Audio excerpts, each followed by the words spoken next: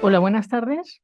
Iniciamos las jornadas sobre accidentes de embarcaciones de recreo. Lo primero, dar las gracias a todos los asistentes, tanto a los presenciales como a los asistentes online, y por supuesto a nuestros dos ponentes, que son dos compañeros, dos abogados del Ilustre Colegio de Abogados de Madrid, y os voy a hacer una breve presentación de cada uno de ellos. Empezaré por Marta Rodríguez Juez. Marta estudió Derecho en la Universidad Complutense de Madrid, con mucha vocación y convicción. Tuvo la oportunidad de estudiar en Leeds University, en la Universidad de Leeds, el último año de la carrera, y esto le permitió tener un contacto con el derecho anglosajón. Posteriormente se especializó en Derecho y Negocio Marítimo en ICADE, tras lo cual tuvo la suerte de empezar a trabajar en el prestigioso despacho Albors, Galiano y Portal. Seguidamente pasó a trabajar en las aseguradoras, primero en Atlantic Insurance Brokers, como broker especializado marítimo, tanto en la oficina de Madrid como en la oficina de Miami.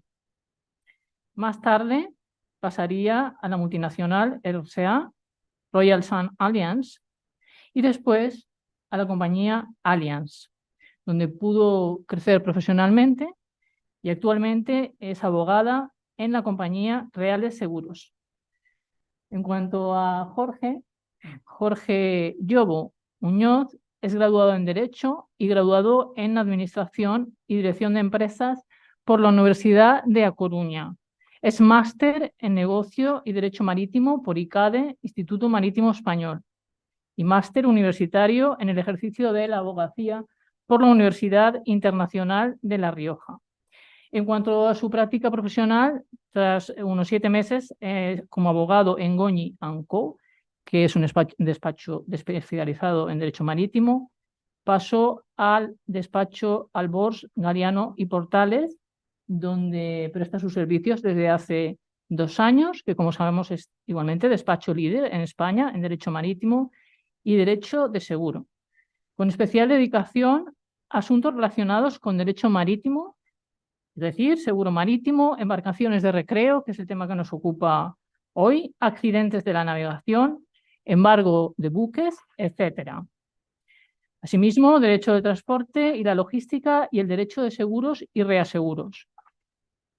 Además, es miembro de la Asociación Española de Derecho Marítimo y ha intervenido como ponente en el 13º seminario de la Asociación Española de Liquidadores de Averías, celebrado el 30 de marzo de 2023 en Madrid. Y participará también como ponente en el Congreso Nacional, de hecho participó como ponente en el Congreso Nacional de la Asociación Española de Derecho Marítimo, que se celebró el 29 y 30 de junio de 2023 en Madrid. Y hoy nos acompañan los dos.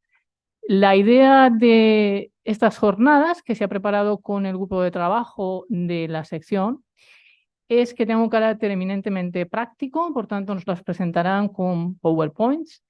Y desde el punto de vista de la compañía de seguros, por parte de Marta, y desde el punto de vista del abogado del despacho, por parte de Jorge. Por tanto, iniciamos las jornadas con Marta y vamos allá. Cuando quieras, Marta. ¿Se me oye? Sí, ¿no? Bien, todo. Genial. Bueno, buenas tardes a todos y a todas. Muchas gracias por estar aquí, acompañarnos y bueno, vamos a intentar pasarlo bien y descubrir alguna cosita que otra de este sector tan bonito, ¿no? Y tan apasionante. Pues muchas gracias. Pues continuamos si queréis. Bueno, me ha sacado los colores antes Ana, así que nada, básicamente seguimos. Yo os quería dar unas pinceladas, así muy, nada, un pequeño barniz para contextualizar un poco dónde estamos y que buenas tardes. Buenas tardes. Y bueno, saber, ¿no? Dónde nos estamos moviendo. O sea, vivimos en España, es una conocidísima potencia marítima, que duda cabe, toda nuestra historia. Tenemos casi cerca de 8.000 kilómetros de costa, somos uno de los países con más kilómetros de costa en el mundo. Por tanto, la náutica de recreo es un sector en auge también. Creo que, como bien apuntabais, Daniel, cada vez más, y en Málaga yo creo que tiene mucho filón, ¿no? Es un sector con muchas posibilidades. De ahí surge la necesidad de proteger y asegurar, consecuentemente, porque porque si las compañías, ¿verdad? Aseguradoras, ¿qué haríamos, no? Las solucionadoras de problemas, pero siempre que estén cubiertos. Yo no quiero problemas que no estén cubiertos. Quería dividir también un poquito bueno, los departamentos más importantes. Ay, gracias, Mercedes.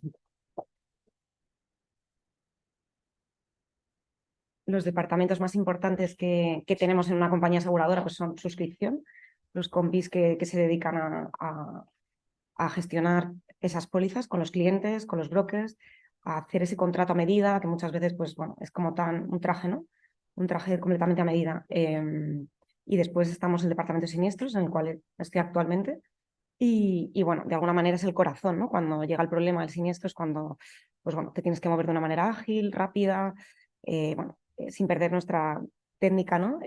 Jurídica y demás, pero bueno, de alguna manera tienes que ser muy empática con el cliente porque está sufriendo el problema que para esa persona es lo más importante, ¿no? Entonces, bueno, es un equilibrio, ¿no? de varios factores. Y bueno, lo he resumido en agilidad, proximidad, rigor técnico y empatía. Creo que por mucho que tengas un rigor técnico increíble, si no tienes esa empatía y esa capacidad de trasladarlo y demás, pues bueno, estamos hablando de abordajes, de naufragios, pues bueno, de incendios, entonces es, son momentos complicados de intensidad alta. Y bueno, los jugadores en el sector, quería destacar, pues obviamente los clientes, los brokers, que son esos terceros intermediarios que dan valor añadido. Casi siempre lo dan, yo creo que sí, porque hay veces que bueno, puede ser más cuestionable, pero en general creo que tenemos bueno, brokers muy, muy potentes. Las compañías aseguradoras y reaseguradoras estarían también después. Los gabinetes periciales, que obviamente bueno, son nuestros ojos, donde está el problema, ¿no? Y donde está el siniestro, el accidente, pues ahí acuden a poder pues, darnos esa luz, ¿no? que desde fuera no tenemos. Y bueno, y los despachos de abogados, Jorge luego profundizará, y recobros, ¿no? Que en esos supuestos en los que haya un tercero responsable, pues se iría en vía de recobro, ¿no? Para repercutirlo después. La póliza. Tenemos, claro, bueno, perdón, inciso, si queréis preguntarme algo de más, por favor, hacedlo, que sentidos libres, que seguro será más rica la conversación. Buenas tardes. ¿Qué tal? Nada. Como decía, la póliza es bueno, nuestra hoja de ruta, ¿no? El marco en el que nos vamos a mover y bueno, un poco dónde situarnos. Es verdad que podemos diferenciar entre aquella que decía que estaba confeccionada a medida, ¿no? Muy respetando mucho, ¿no? La tipología del riesgo y demás, o hay algunas que son quizá más masa, pero bueno, según el apetito, ¿no? de cada aseguradora y demás, pero suele ser bastante a medida.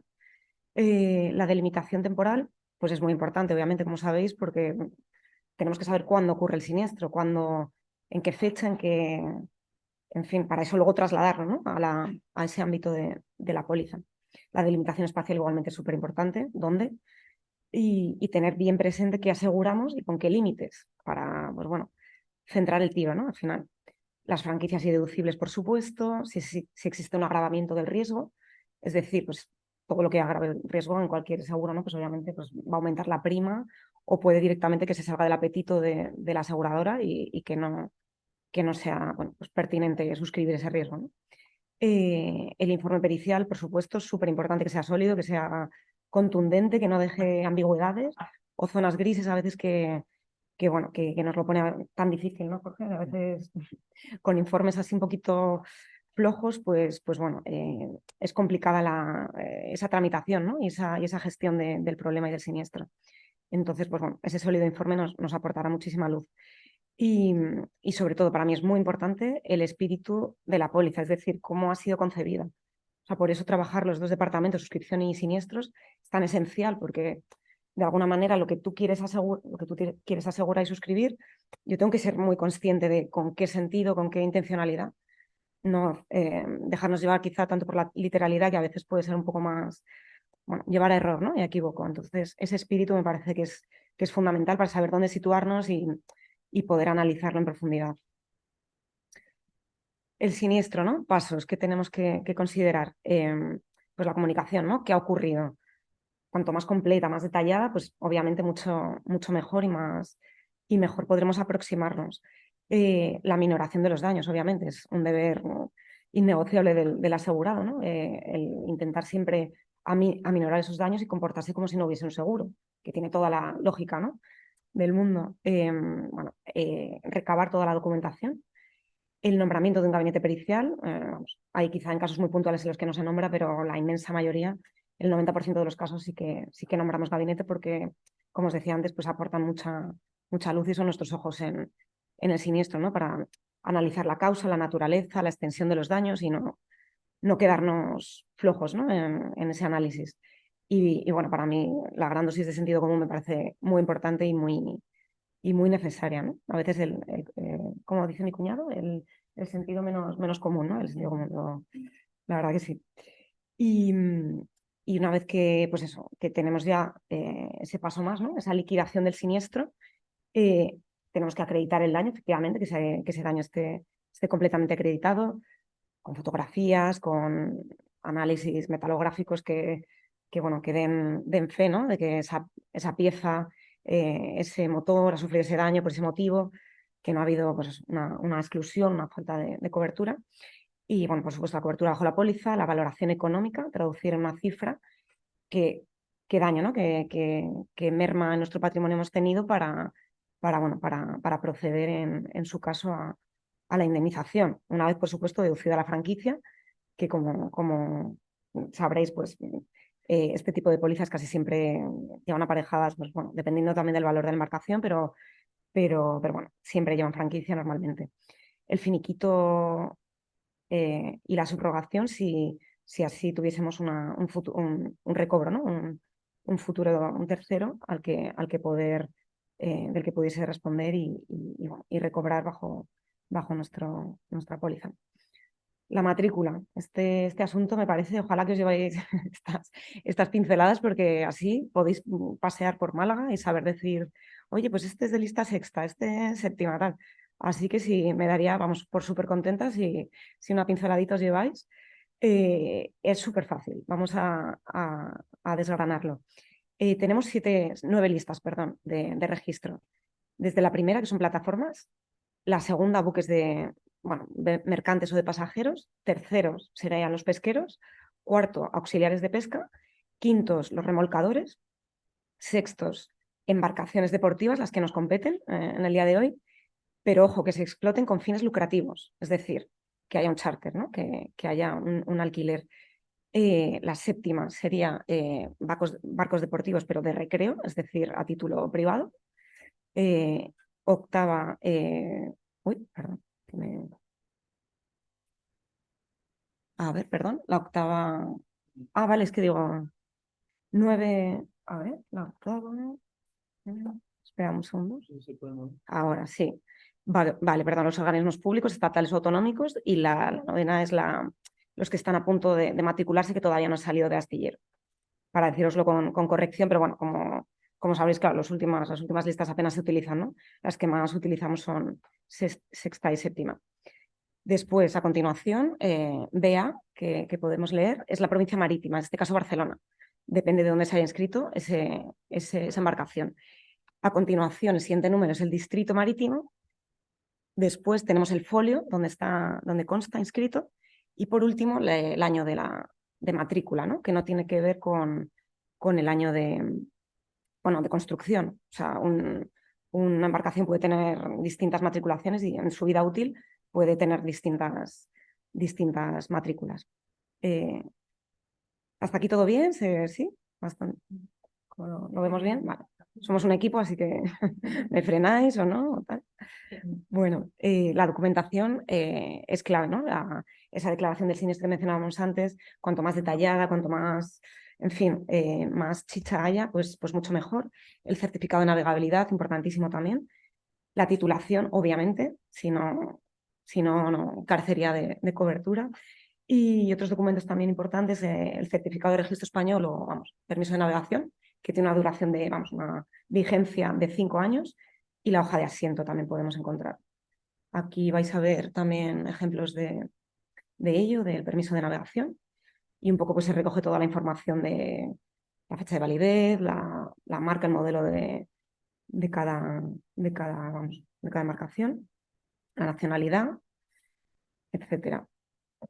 ¿Qué más tenemos por aquí? El certificado de navegabilidad que como veis, pues bueno, va detallando, ¿no? La potencia, la zona, en fin. Súper necesario tenerlo siempre presente porque podemos estar ante un siniestro con cobertura sin cobertura desde el minuto 1, desde verlo, o vamos, que no tengan que intervenir quizá peritos, un gabinete pericial y demás. Si esta parte no está ok, no continuaríamos, digamos, con el desarrollo del siniestro. La ITV, tan importante y bueno, que es como nuestra ITV, ¿no? De los vehículos, para la lista sexta que comentábamos antes, es una eslora que se comprende entre 2,5 y 24 metros, con un máximo de 5 años. Para los de lista sexta, sin caducidad, por debajo de esos 6 metros, y luego igualmente de 6 a 24 con un máximo de 5 años. Esta es la hoja de asiento, evitando información sensible. Y bueno, y adentrándonos un poquito más en el catálogo de títulos, que algunos sois, ¿no? Tenéis el PER, como comentabas, Daniel, no sé si alguien más lo tiene. Bueno, pues iríamos de lo más básico hasta lo más alto, ¿no? La licencia de navegación, el patrón de navegación básica, embarcaciones de recreo, yate y capitán de yate. La licencia de navegación es la más sencillita, como decíamos, a partir de los 18 o bien con 16, pero autorización de los progenitores. El tipo de embarcación, pues de motor y vela hasta 6 metros. Motos náuticas de la clase C o menos de 55 caballos. La distancia hasta 2 millas y es sin examen, o sea que bastante apetecible. Siguiendo el patrón de navegación básica sería el próximo. La edad también, igualmente a partir de 18 o bien 16 con autorización de progenitores. Tipo de embarcación hasta 8 metros de eslora o motos de agua sin límite de caballos. Y la distancia aumenta y es hasta 5 millas de la costa. Aquí tenemos a un amigo muy feliz que se sacó su licencia. Y el PER, ¿no? que es, bueno, aglutina la mayor parte de licencias. Es a partir de los 18, aquí no cabe que los padres lo puedan autorizar. El tipo de embarcación es hasta 15 metros de eslora, no más, y la distancia es desde, hasta de la costa hasta 12 millas. Consta de un examen teórico, 8 horas de prácticas de radio y 16 de navegación en total. Y bueno, aquí tenemos un poquito la licencia de navegación, las atribuciones, el patrón de yate. Te permite alejarte 150 millas desde la costa y abarca un máximo de 24 metros de eslora. Y con esto acabamos una parte. Y ahora vamos a por la siguiente. Ah, vale, sí.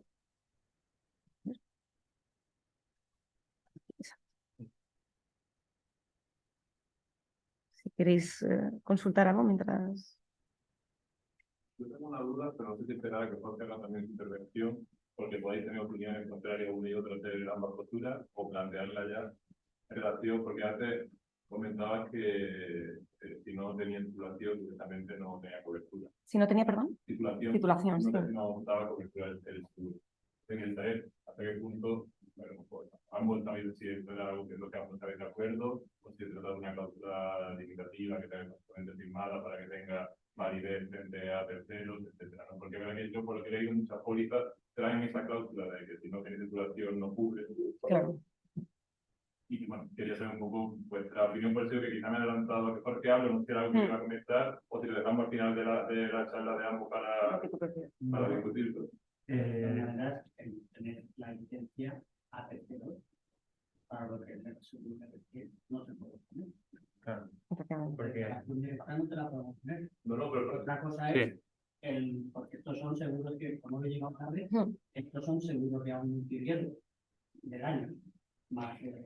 Puedes elegir, exacto, tú puedes seleccionar el producto y que te cubra daños propios, que no, sí, con los límites que tú pactes. Sí. El Supremo era que lo había pillado en un naufragio y el problema era que tenía titulación y no tenía de la propia del barco, ¿no? Claro. Por eso se le rechazó el siguiente.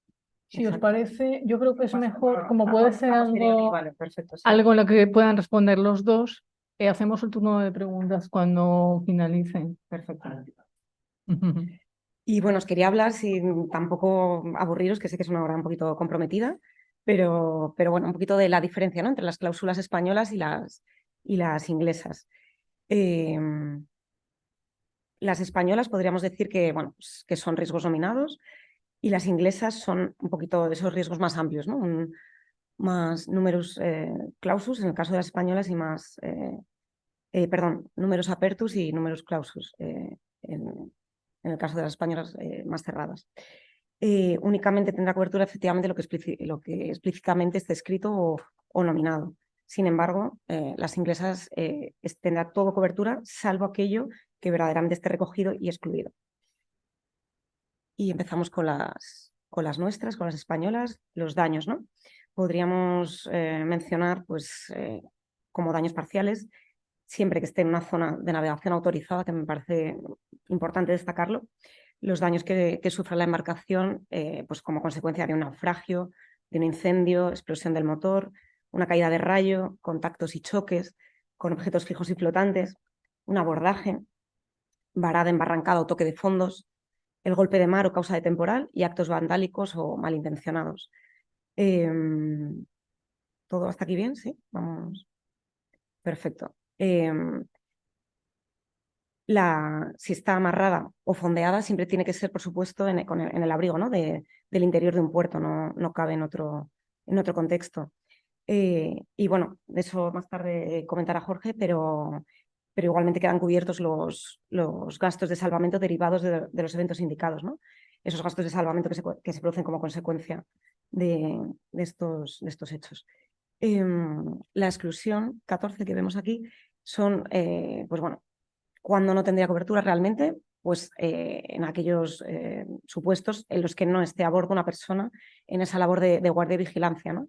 Porque muchas veces nos encontramos siniestros que, claro, pues agosto, un contexto en Baleares, las 4 de la tarde, la gente muy animada, deja la embarcación y obviamente la embarcación tiene que estar controlada y vigilada, ¿no? No cabe que no lo esté. Entonces, bueno, es importante que sea siempre así. Aquí hay fotos bastante gráficas de lo que puede llegar a ocurrir, que la verdad que parece que no, pero efectivamente, o sea, son un poco impactantes, pero sí, sí. En fin, ojalá pasase menos, pero bueno. Es una fractura. ¿El perdón? La de abajo es una fractura. Sí, efectivamente. Sí, sí. ¿Hay seguros de este evento? En principio no, pero bueno. Pero sí, sí, efectivamente, la Guardia Civil ahí sufrió un buen abordaje. La varada embarrancada, que no sé si sabéis la diferencia. Vais a ganar algo si me lo decís. No sé. No. Eh, vale, vale. Pero vale, perfecto. Pues llamamos varada a ese contacto con un fondo arenoso, con un lecho marino que no tiene piedras. Y la embarrancada es un toque con piedras, con rocas. Entonces, bueno, de ahí que se distinga, ¿no?, que tenemos un idioma tan rico en matices y bueno, estaremos ante una varada. Exacto. Ya. Un lecho arenoso y la embarrancada está. Vale. Exacto. Entonces se distingue entre una y otra. Sí, la verdad que sí, sí. Igual que el abordaje, ¿no? Que el abordaje es el contacto entre dos bordas. Y el inglés solamente tiene colisión. Y bueno, me parece como que es muy rico, ¿no? La colisión es contra un objeto fijo flotante, pero las dos bordas, pues al final provoca un abordaje, ¿no? Y es un poco el matiz de tenerlo en cuenta. ¿Qué más? Uy. Bueno, el temporal, en fin. Después tenemos también en tránsito, ¿no?, que bueno, que a veces igual es como menos, lo podemos pensar menos, pero evidentemente también por tierra, ¿no?, podemos mover nuestra embarcación. Siempre se garantizarán esos daños sufridos, siempre que sean consecuencia de un accidente del vehículo porteador. Obviamente, si el medio es idóneo, ¿no?, si está realmente, pues eso, bien acondicionado, bien transportado, si no, carecerá de cobertura. En las operaciones de carga y descarga también tendremos cobertura, siempre y cuando pues, igualmente sean con medios adecuados y no haya pues, bueno, vamos, otra solución. La exclusión, Jorge, no sé si me puedes ayudar para leerla mejor. Es que Si clicas en la presentación. no, perdonad, es que para- ¿Hay más? ¿en más? A ver, ponte encima de la barrita. A ver si... No, Perdonad, no sé cómo. es que tenemos un cursor de... No, es que no me deja, no me permite moverlo. No se puede mover esto. No. Ah, mira, vale, perfecto. Pues Claro, pero hay que sacrificar alguna parte. claro, hay que sacrificar Bueno, pues o arriba del todo incluso, menos dañino, sí. Del todo, genial, sí. perdón, aplicaciones no. Perdonad, el directo, tiene unas cosas. Ahí está. Perfecto. Muchas gracias. Pues la exclusión, ¿no? Que también os quería mencionar, pues igualmente, ¿no? La vigilancia que antes mencionábamos, pues tiene que ser paradas efectuadas en, pues bueno, que haya una vigilancia en esas paradas en ese transporte terrestre. Después, en tierra, tenemos que se cubren esos daños sufridos como consecuencia de un incendio o explosión y deslizamiento o vuelco en estado de movilidad en tierra, es decir, que haya contacto, ¿no? O choque con otros elementos. Y obviamente, siempre y cuando todo es sentido común, ¿no? Al final, siempre que la embarcación se encuentre en un almacén, recinto, depósito cerrado, o sea, obviamente con protección, nunca va a estar a la intemperie sufriendo daños extraordinarios. La exclusión que encontramos sería pues cuando la embarcación está en seco, en periodos de inactividad o invernaje y está desprovista de esas medidas de seguridad. Obviamente eso carecería de cobertura. Tenemos también un aspecto importante, el robo, ¿no? ¿Cuándo queda garantizado? Diríamos que el robo o el intento de robo de la embarcación, tanto de la embarcación asegurada como de las piezas o accesorios que constituyan esas partes fundamentales de esa embarcación, ¿no? A flote distinguimos dos supuestos, ¿no? A flote, que sería amarrada en el interior del puerto, la embarcación, incluiría esos motores fuera a borda, siempre y cuando, ojo, deben estar unidos, ¿no? A la embarcación con el normal sistema de trincado. Y en seco, mantenimiento pupilaje que mencionábamos antes, bajo el correspondiente contrato, dispositivo antirrobo también adicional y depositados bajo llave en la cabina de la embarcación. ¿Qué más? Continuamos. Estos son... A ver. Sí, las exclusiones. Exclusiones. Tendríamos el desprendimiento o caída de los motores acoplados a la embarcación, los daños ocasionados a la embarcación por sobretensión o corrientes anormales cuando no se produzca un incendio, el resquebrajamiento producido por desecación del casco, ósmosis, carcoma, picaduras de insectos, varada por causa de la marea normal, una varada sin mayor evento pues no tendría cobertura, la acción del hielo y la pérdida o daños sufridos por la embarcación asegurada como consecuencia de falta de mantenimiento o conservación, obvio, ¿no? O sea, creo que es bastante fácil. Uy. Continuamos con más fotografías interesantes que la verdad que dan un poco de miedo.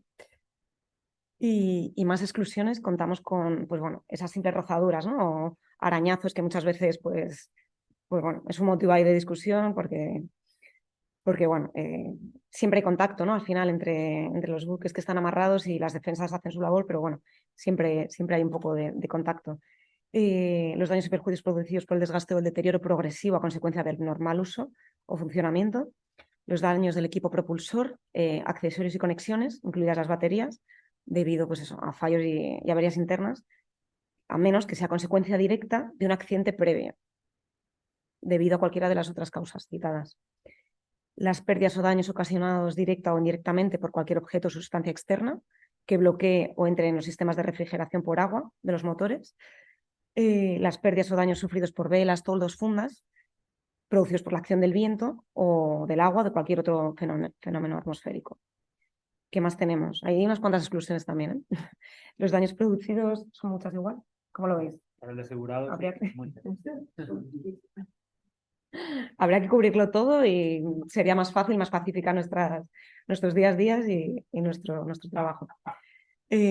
Los daños producidos cuando la embarcación se encuentre a flote, fondeada o amarrada fuera de aguas de un puerto, ¿no? Que se encuentre con la persona que mencionábamos en otras ocasiones, de labores de guardia y vigilancia, cuando estando varada en playa o costa no se encuentre a bordo o en las inmediaciones la persona con esas labores, ese cometido, ¿no?, de guardia y vigilancia. Cuando estando la embarcación en seco, bueno, esto es un poco repetir la idea inicial, esté desprovista de las razonables medidas de seguridad, y cuando se encuentre sin vigilancia en las paradas que mencionábamos antes. ¿Hasta aquí todo bien? ¿Poco teórico? ¿De cláusula concreta de una póliza de reales, seguro, o son Sí. generales? No, son generales, las cláusulas Todas las españolas. pólizas Sí. por una general, Por- El condicionado no varía demasiado. Sí, o puede... Claro, sí. O sea, al final tu libertad como asegurado, sí, efectivamente. Y las cláusulas inglesas pues abarca ese mayor ámbito de cobertura, ¿no? Entonces, si os parece, nos adentramos en ellas. Lo que has puesto es que el concepto de cláusula española es lo que no esté incluido, Exacto, no te lo cubre. exactamente, Y con las el exclusiones. concepto británico es lo que no esté excluido, Exacto, te lo pago. exacto. Parece mejor. Parece más generoso, es más generoso, sí. También lo pagas, claro, evidentemente, todo. Pero bueno, oye, con la tranquilidad de. No sé, no, Ya entramos a que sale caro. O sea, entramos en claro, muchos efectivamente, claro. seguros que se venden porque no Totalmente. tienen cobertura. Yo, sí. Es muy barato. Y el negocio para la aseguradora es Oferta y eso. demanda, ¿no? Al final, pues lo El que. negocio es vender muy barato, Claro. que no voy a pagar ningún siniestro.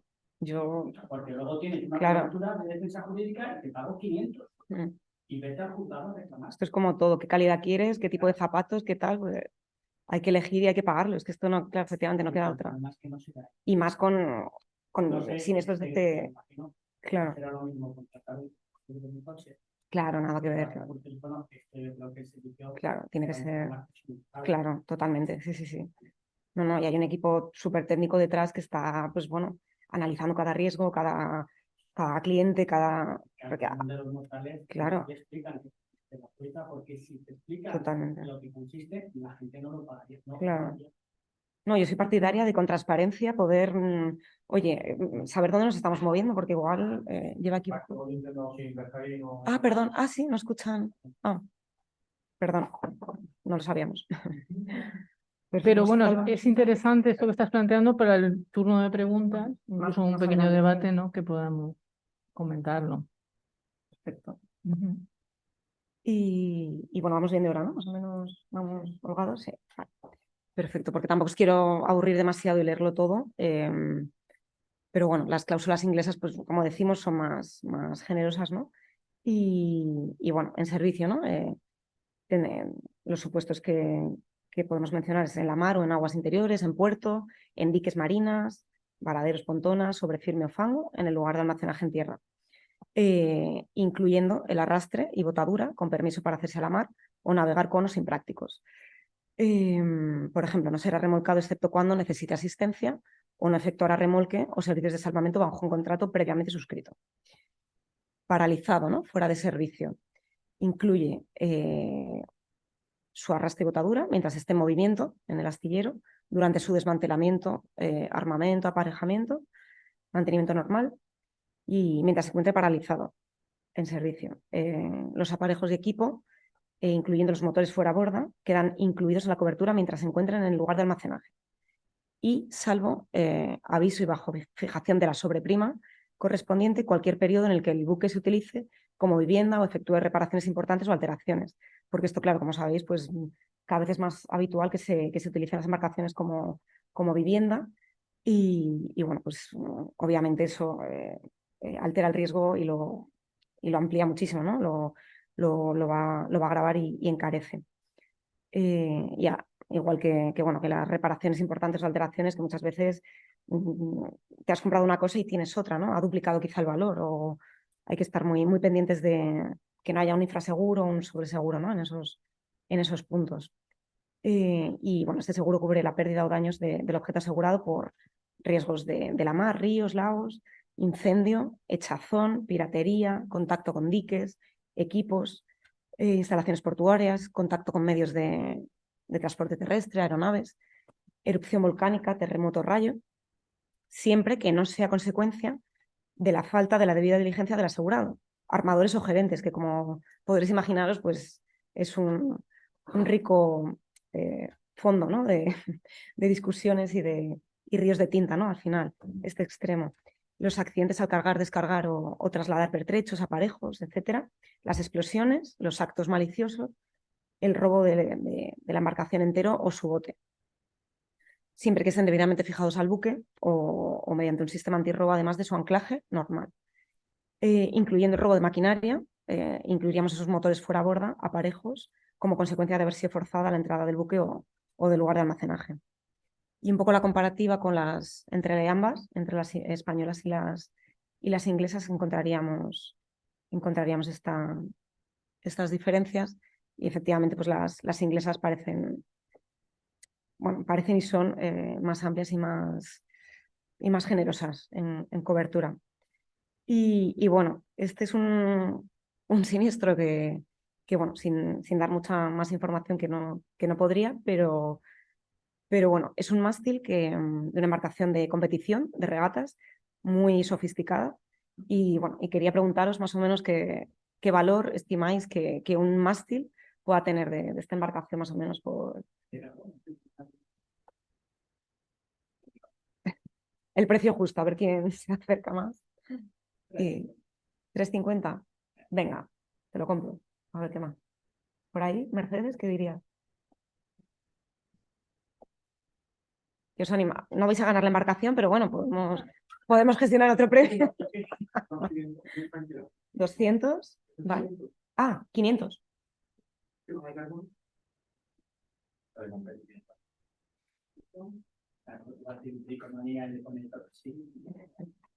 Igualito. ¿Os queréis animar? Yo me sumo al compañero. Sí, yo también pienso que... Pues bingo, 500.000 euros. O sea, el mástil únicamente, el mástil de la embarcación, o sea, ¿Y la embarcación, por curiosidad? ¿La embarcación sin el mástil? sí, la embarcación superaba varios millones. No, pero sí, varios millones.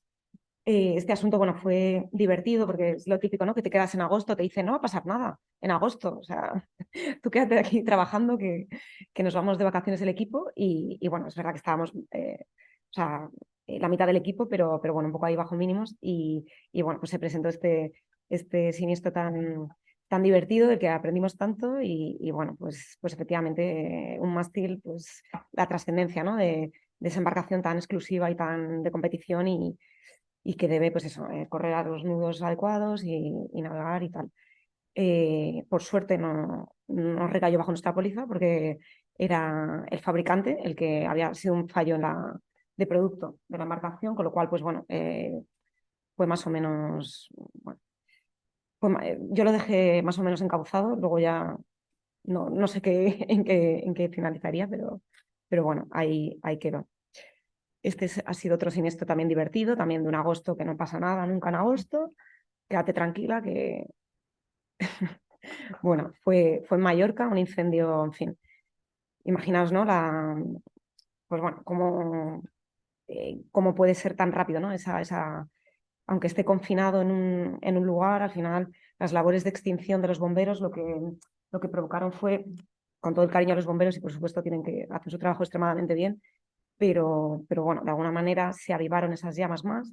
También hay que estar ahí en el momento presente, obviamente, pero bueno, de una cosa que estaba más o menos confinada, pues no, se produjo la pérdida total de la embarcación, un megayate importante, y bueno, pues obviamente no, un recobro pues ciertamente difícil, ¿no? contra el cuerpo de bomberos de Baleares. No, sí, efectivamente. Y quería acabar con nuestra amiga Wally, que no sé si es que de verdad es foto real. En fin, lo que antes hablaba del espíritu de la póliza, ¿no? De qué queremos cubrir, en qué términos y demás. Claro, o sea, los animales como Wally pues no están contemplados dentro del condicionado, ¿no? Al final. Y rascando y yendo al espíritu con los compañeros de suscripción, porque tuvimos, bueno, unos daños importantes en una embarcación. Oye, pues esto sí queremos, la idea es que sí que se cubra, ¿no? Ese espíritu que la póliza tiene. Entonces, bueno, pues quedaron cubiertos los daños de Wally, que está tan contenta y tan, y tan alegre en su nueva casa. su nueva embarcación. Así que, bueno, gracias por escucharme y espero no haberos aburrido demasiado con mi intervención. Muchas gracias. Bueno, pues se me oye bien, ¿no? Muchas gracias a Ana y a Marta por la presentación y también a vosotros que estáis aquí para hablar de un tema súper interesante que como son los accidentes de embarcaciones de recreo. Yo me voy a centrar un poco más en la perspectiva del abogado, del letrado al que le llegan todos estos problemas que mencionaba Marta y trata de dar una respuesta desde el punto de vista jurídico. Este va a ser un poco el índice, pero directamente voy a entrar en materia. Simplemente son unas cifras iniciales para contextualizar un poco dónde estamos. Ya las ha mencionado Marta, pero os doy un dato, por ejemplo. En el año 2022 se matricularon en España unas 5.800 embarcaciones y se expidieron en el año 2021 95.000 títulos, todos esos que mencionaba Marta, lo cual ya nos permite situarnos un poco en el potencial de este sector y cómo en España está creciendo mucho. Ya entrando en materia, sin intención de ser árido, pero debo empezar por los conceptos. Simplemente unas pinceladas para que sepáis que en la Ley de Navegación Marítima, que es la norma de referencia que se aprobó en el año 2014, que deroga el Código de Comercio que estaba antes en vigor, pues ya empezamos con una distinción clara de qué es un buque, qué es una embarcación de recreo, qué es un artefacto naval, qué es una plataforma fija. Como veis, la embarcación se define como un vehículo que carezca de cubierta corrida y tenga una eslora inferior a 24 metros. Si tienes eslora corrida o eslora superior a 24 metros, ya estamos hablando de un buque. En todo caso, la mayor parte, es decir, la normativa que resulta aplicación a los buques también resulta aplicación a las embarcaciones de recreo, en lo que respecta al régimen de responsabilidad, los accidentes, etcétera. A nivel administrativo, derecho público ya no, las embarcaciones tienen unos requisitos, los buques otros. Pero para lo que nos ocupa aquí, pues el régimen es prácticamente el mismo. Accidentes. Simplemente, claro, la idea es qué le puede ocurrir a una embarcación de recreo cuando está navegando y cómo se resuelve eso desde el punto de vista de la responsabilidad. ¿Quién responde de un accidente? ¿Qué normativa se aplica? ¿Tenemos que irnos al Código Civil? ¿Tenemos que irnos a normativa específica? ¿Cómo se resuelven estos temas? Esto es un poco en lo que yo me voy a centrar. Si pensamos esos accidentes que pueden ocurrir, pues esencialmente estamos hablando de abordajes, estamos hablando de hundimientos y estamos hablando de salvamentos, que luego me referiré a continuación. Y empiezo por el abordaje, que si cabe el accidente de la navegación, pues más paradigmático. Es decir, accidente de la navegación, pues dos buques o embarcaciones que chocan una con otra. La ley de navegación nos lo define precisamente como el choque en el que intervengan buques, embarcaciones o artefactos navales del que resulten daños para alguno de ellos o para las personas. ¿Cuál es el régimen jurídico que aplica a una reclamación por abordaje? Pues tenemos un convenio internacional, que es el Convenio Internacional para la Unificación de ciertas reglas en materia de abordaje, que se le conoce como Convenio de Bruselas 1910, al que se remite la Ley de Navegación Marítima, por supuesto, la Ley de Navegación Marítima en todo aquello que no esté previsto en el convenio y subsidiariamente el régimen de responsabilidad civil aquiliana del 1902 que todos conocemos y que muchas veces sirve para resolver algunas cuestiones concretas. Como vemos, pues para que exista un abordaje, pues tiene que haber, el choque debe ser entre buques o embarcaciones o artefactos navales, por tanto, un contacto con un objeto fijo, como puede ser un muelle, puede ser un tronco, puede ser una roca, puede ser pues una plataforma petrolífera que está fija, pues no se considera abordaje, no tiene la consideración jurídica de abordaje y eso tiene ciertas consecuencias porque el régimen jurídico que se aplica ya no es el del abordaje. Es lo que en derecho inglés se conoce como alision en vez de collision. Luego, una curiosidad, que nuestra ley de navegación también regula supuestos de abordaje, pero sin que exista un contacto físico entre dos buques o embarcaciones. Y más adelante os pondré dos ejemplos, pero uno de los más paradigmáticos es un buque o embarcación sale del puerto a una velocidad excesiva, pongamos, genera un oleaje y ese oleaje es el que a un buque amarrado le ocasiona los daños. Pues eso, a efectos de la Ley de Navegación Marítima, es un abordaje igualmente, y hay que aplicar el convenio, hay que aplicar la Ley de Navegación. Como decía, es un sistema clásico de responsabilidad civil subjetiva por culpa, con el matiz quizá de que no hay presunción de responsabilidad. ¿Qué quiere decir? Pues que no necesariamente que un buque impacte con otro genera una presunción de que es responsable. Eso no funciona en materia de abordaje. Es decir, la culpa debe ser probada por quien reclama una indemnización. Luego veremos en base a qué se puede establecer que un buque es responsable, tiene culpa en un abordaje, pero ese matiz es importante, hay que dejarlo claro, y por tanto, si el que reclama una indemnización no es capaz de probar la culpa del otro buque o embarcación, pues no debe prosperar la acción. En cuanto al contenido del deber de indemnización, pues de nuevo, restituto in integrum, es decir, no solo daño emergente que pueda tener el buque abordado, sino también el lucro cesante. Muchas veces, de hecho, los asuntos de abordaje pues, se enquistan por el lucro cesante, porque todos sabemos que es complicado, a nivel de prueba es muy exigente, pero cuando el abordaje se produce entre dos buques mercantes o entre un buque de recreo y otro que esté dedicado a charter, pues siempre hay pérdida de beneficios. Y por último, en materia de daños a terceros, tenemos una particularidad, que es que existe solidaridad por los daños que sufra un tercero en caso de abordaje. Un ejemplo que hemos tenido alguno en el despacho, se produce un abordaje entre dos buques, un buque grande y un buque pequeño, una embarcación de recreo, y en la embarcación de recreo viaja un pasajero, un acompañante. El acompañante sufre daños de gravedad y ese acompañante tiene una acción directa contra los dos buques que intervinieron en el abordaje y puede exigirle responsabilidad solidariamente, independientemente de cuál de los dos tenga mayor porcentaje de culpa en el abordaje. Entonces existe esa solidaridad, que en caso del convenio es solo para daños personales, pero nuestra ley de navegación lo ha ampliado también a los daños materiales.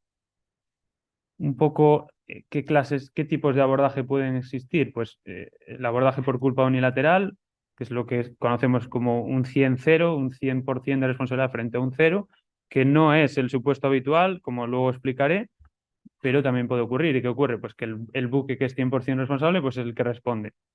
Luego, el tipo de abordaje más común es abordaje por culpa común, valga la redundancia. Y como decía, para los daños propios de cada uno de los barcos o de las embarcaciones o de los buques, se aplica la regla proporcional, es decir, cada uno responde proporcionalmente a su grado de culpa en el abordaje. Daños a terceros, solidaridad. Y finalmente existe la posibilidad de un abordaje fortuito por fuerza mayor, en cuyo caso no existiría responsabilidad. Pero bueno, como sabemos, probar la fuerza mayor pues es complejo.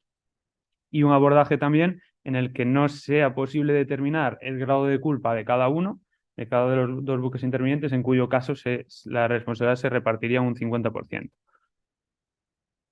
El RIPA. El RIPA es el Reglamento Internacional para Prevenir Abordajes, que resulta de aplicación en España porque España se adhirió al convenio del Reglamento Internacional para la Prevención de Abordajes, y es un reglamento que disciplina las reglas de rumbo, maniobra en la mar. De igual manera que tenemos reglas en materia de circulación de vehículos a motor, pues también lo tenemos en la mar, y es al final el reglamento que permite determinar con carácter general qué porcentaje de culpa tiene un buque o el otro buque o embarcación cuando se produce un abordaje. Es decir, cuál de los dos ha incumplido qué normas, qué reglas, mejor dicho, y cuál ha incumplido más, etcétera, para repartir el porcentaje de culpa de cada uno. Las más importantes o las más generales, sin ánimo de profundizar, es el de la vigilancia, que en la mayor parte de los abordajes, o uno u otro, o los dos de los buques intervinientes han incumplido esta regla. Por eso decía que es raro un abordaje culpa unilateral, porque siempre se puede decir que uno de los dos no se ha dado cuenta, es decir, no estaba prestando atención, porque entonces probablemente pudiera haber evitado el abordaje. Entonces se suele incumplir con carácter general la regla de vigilancia, como consecuencia de lo cual siempre los dos buques tienen algo de culpa con carácter general. regla del buque que alcanza, simplemente el buque que alcanza, que por la popa, en este caso sería el buque rojo, pues está obligado a apartarse la derrota del otro. Situación de cruce, el buque que tiene al otro buque por su costado estribor es el que tiene obligación de apartarse. Y vuelta encontrada, ambos buques deben tomar rumbo a estribor para evitar el abordaje. Desde un punto de vista más práctico, cuestiones conflictivas, jurisdicción. ¿Por qué? Pues bueno, es cierto que puede ocurrir el supuesto más doméstico, que es que dos buques bandera española sufran un abordaje en territorio español. Entonces no tendríamos duda de que son competentes los juzgados y tribunales españoles, pero hay casos mucho más conflictivos, sobre todo teniendo en cuenta que un gran porcentaje de los buques y embarcaciones que navegan por nuestras aguas son de pabellón extranjero, y pabellón equivale a nacionalidad en esta materia. Entonces tenemos también un convenio que sirve, bueno, que se centra en la competencia civil en materia de abordaje, que tiene una serie de foros alternativos que permiten entablar una acción por abordaje en diferentes jurisdicciones. Ahora bien, este convenio solo se aplica, en principio, si los pabellones de ambos buques son firmantes del convenio. Entonces pueden darse supuestos en que uno lo sea, otro no lo sea ninguno de los dos, etc. Pongo competencia objetiva, luego comentaré un ejemplo, pero competencia objetiva me estoy refiriendo a juzgados de primera instancia o juzgados de lo mercantil. Históricamente bueno, desde que entraron en funcionamiento los juzgados de lo mercantil en el año 2006, ha habido incluso supuestos de abordaje que han conocido los juzgados de primera instancia. ¿Por qué? Pues porque muchas veces se desconoce el régimen especial de la ley de navegación y de los convenios, y entonces se ejercita una acción con base en el Código Civil, y el juzgado de primera instancia entiende que es competente, también lo entienden las partes, pero en realidad, y así ha sido corregido por mucha jurisprudencia, el competente son los juzgados de lo mercantil, porque estamos en una materia de derecho marítimo. Y en materia de derecho marítimo, conforme al artículo 86 bis de la Ley Orgánica del Poder Judicial, es competencia mercantil. Ley aplicable, muchas veces existen dificultades también, pero aplicando el reglamento Roma II, pues en lugar del daño, suele ser un criterio que permite fijar con relativa facilidad la ley aplicable. Y prescripción, tenemos 2 años según el artículo 6 del convenio. Un ejemplo práctico que explica un poco por qué cuando se produce un abordaje por culpa compartida con daños para ambos buques, no es tan fácil liquidar el asunto y saber quién tiene que pagar a quién, cuánto, etc. Este es un ejemplo sencillo en el que el velero tendría un 30% de responsabilidad en el abordaje y la embarcación o el buque un 70%. Es un reparto bastante habitual porque, os pongo un ejemplo, el buque incumplió pues, la regla de cruce y la regla de vigilancia, mientras que el velero solo la regla de vigilancia. Entonces, un juez razonablemente puede establecer un 70-30. ¿Qué ocurre? ¿Cómo funciona este tema de la responsabilidad cruzada? Bueno, miento. Primero os pongo ahí qué daño sufre uno, qué daño sufre otro. PB, quiero poner pérdida de beneficios. Entonces, el velero tiene que hacer frente al 30% de los daños del buque, que se concreta en esos 90.000 que pongo ahí y 45.000, mientras que el buque tiene que hacer frente al 70% de los daños del velero. Entonces, si hacemos la resta, pues el velero acabaría recibiendo del otro buque. ¿Qué ocurre? Y os pongo un ejemplo extremo. Se da la paradoja de que en supuestos en los que el buque que es menos responsable en el abordaje y es el que causa más daños al otro buque, pues es el que acaba sufriendo los mayores perjuicios. Por ejemplo, en este caso, si el velero tiene que hacer frente al 10% del daño material del buque, que son 2 millones, tiene que pagarle 200.000 euros. Simultáneamente, el buque que es responsable al 90% y por tanto es el que ha incumplido más reglas de maniobra, tiene que hacer frente al 90% de los daños del velero, son 100.000. Por tanto, pese a que el velero es el menos responsable, pues acabaría pagando más porque los daños del buque son mayores. Entonces, esto a veces llama la atención y permite abrir un debate de si es justo o no es justo cómo funciona, pero quería ponerlo para que veáis cómo funciona en la práctica. Luego, sentencias que creo que siempre suelen gustar. He traído unas cuantas que voy a comentar lo más rápido posible porque vamos bien, ¿no? Vale. Son todo, por supuesto, casos reales. Y empiezo por uno sencillo de un abordaje en el que consiste en lo siguiente. Los hechos son bastante sencillos. Este abordaje ocurrió en aguas de Galicia. No estaba pensado, pero efectivamente en aguas de Galicia, y el Boavista, que ahí hay una imagen que lógicamente no es el Boavista, pero entiendo que servirá para estos efectos, salía del puerto de Coruña rumbo al norte, condiciones de visibilidad reducida, pero razonables, y el mallorquín navegaba en sentido opuesto, bueno, en rumbo de cruce, como se ve en esa imagen, saliendo el dispositivo de separación de tráfico en demanda de uno de los puertos, probablemente fuera el de Coruña, no lo recuerdo. Y como veis, esa es una situación de cruce en la que, conforme las reglas de rumbo y maniobra del RIPA, es el mallorquín el que debe apartarse de la derrota del Boavista porque le aparece por su costado estribor. ¿Qué ocurrió? Que el mallorquín minusvaloró el riesgo de abordaje, salió al puente, vio al Boavista, pero pensó que podía librar, que no pasaba nada y se fue de nuevo fuera del puente el capitán. Mientras tanto, el Boavista no tenía sistemas anticolisión activados, estaba navegando tranquilo y en puridad no tendría por qué maniobrar, porque no le incumbía. Se acabó produciendo el abordaje y el jugador número 3, jugador mercantil, no, perdón, primera instancia, esto es primera instancia, número 3 de A Coruña, estableció un 100% de responsabilidad del mallorquín, lo cual no suele ser muy habitual. Por eso lo pongo. ¿Por qué? Porque siempre es reprochable o criticable que el Boavista incumplió la regla de vigilancia, por ejemplo, o la regla de prevención de abordaje, no es exactamente ese el nombre, pero es la regla de riesgo de abordaje, que debió tener los anillos anticolisión activados, debía estar continuamente analizando el riesgo de abordaje y no lo hizo. Pero bueno, para que veáis que en ocasiones nuestros jugadores y tribunales pues optan por la solución más salomónica, 100-0 o 50-50, y no se baja el detalle, porque esto podría haber sido un 90-10, por ejemplo. Pero bueno. Otra sentencia de un caso muy interesante de los que comentaba antes de abordaje sin contacto. Esto es un ferry de considerable porte que salía del puerto de Barcelona realizando una maniobra normal con un práctico a bordo que, como sabéis, es el profesional que le asesora en la maniobra, entrada y salida. Durante la maniobra pues se produjeron una serie de olas que acabaron provocando que un buque que estaba amarrado a una terminal se desplazara en la terminal y sufriera daños considerables.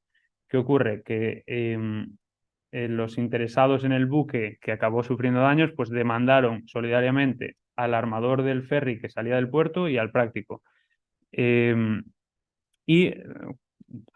Punto interesante, pues el jugador lo primero que reconoció es que estábamos ante un abordaje, aunque no existía contacto. Entonces aplicó ese artículo que disciplina este tipo de abordaje, pero luego consideró que no estaba acreditada la culpa del capitán o el práctico en la maniobra. Es decir, reconoció que el régimen jurídico que aplica el abordaje es un régimen jurídico de culpa probada. Es decir, tiene que haber un comportamiento activo-pasivo culpable y con nexo causal. No se dio en este caso, entre otros motivos, porque, los pongo ahí, era conocida por el buque que estaba amarrado, que ya existía un efecto de buque pasante en ese muelle, el buque tenía una eslora superior a la admitida en el muelle, el capitán no navegó a una velocidad excesiva, que puede ser uno de los argumentos para defender que ha habido una maniobra incorrecta, pero no era este caso. En conclusión, se dan casos de abordaje sin contacto, pero es difícil atribuir responsabilidad en esta clase de asuntos. Tenemos ahora un asunto que está sub júdice de un buque también de considerable porte que al hacer la maniobra de desatraque de un muelle, con la potencia de los motores, que son unos motores muy potentes, acaba hundiendo un buque que está por la popa. por determinadas circunstancias, pero lo acaba hundiendo. Y ahora mismo hay un procedimiento judicial en curso en el que los interesados en ese buque que se ha hundido pues tratan de exigir responsabilidad en sede de abordaje contra el buque que salía del puerto.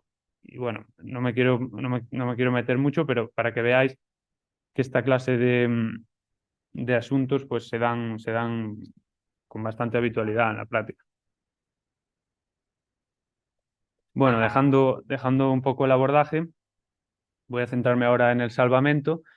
Eh, Decíamos, ¿qué puede ocurrir navegando en una embarcación de recreo? Pues puedes tener un abordaje, se te puede hundir, o puedes tener un problema que obligue a hacer una llamada de emergencia, bien para salvar las vidas humanas o bien para salvar tu propio buque o tu propia embarcación.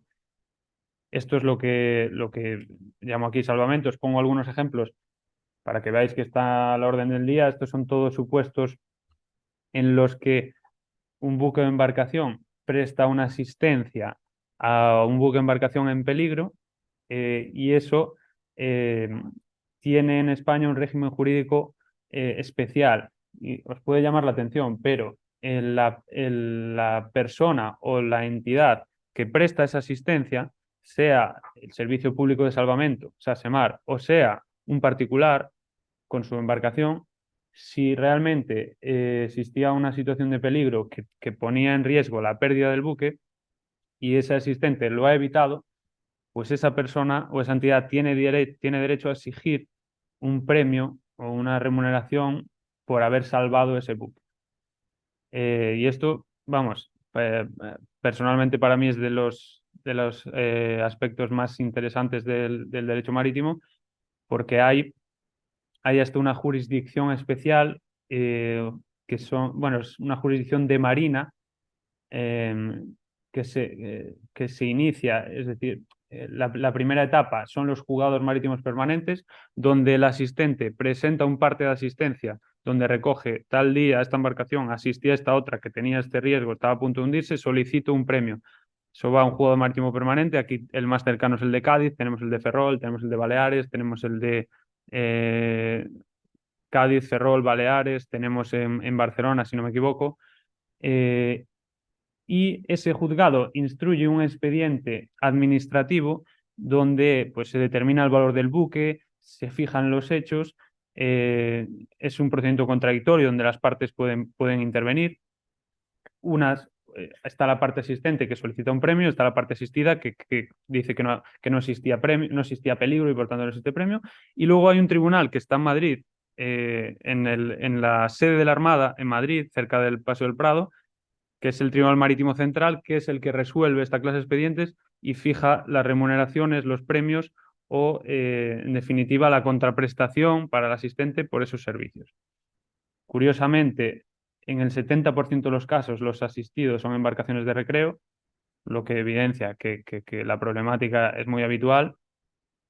Y ahí indico salvamento versus remolque de fortuna. Estos son conceptos que muchas veces llaman la atención, pero que en la práctica son muy relevantes a efectos de la fijación de la remuneración. Tenemos el salvamento, que se da cuando concurre un peligro cierto, objetivo, inminente de pérdida o graves daños al buque. Si se produce una asistencia que evita la pérdida o graves daños, estamos ante un salvamento y el asistido tiene derecho a un premio, que se fija como un porcentaje del valor del buque.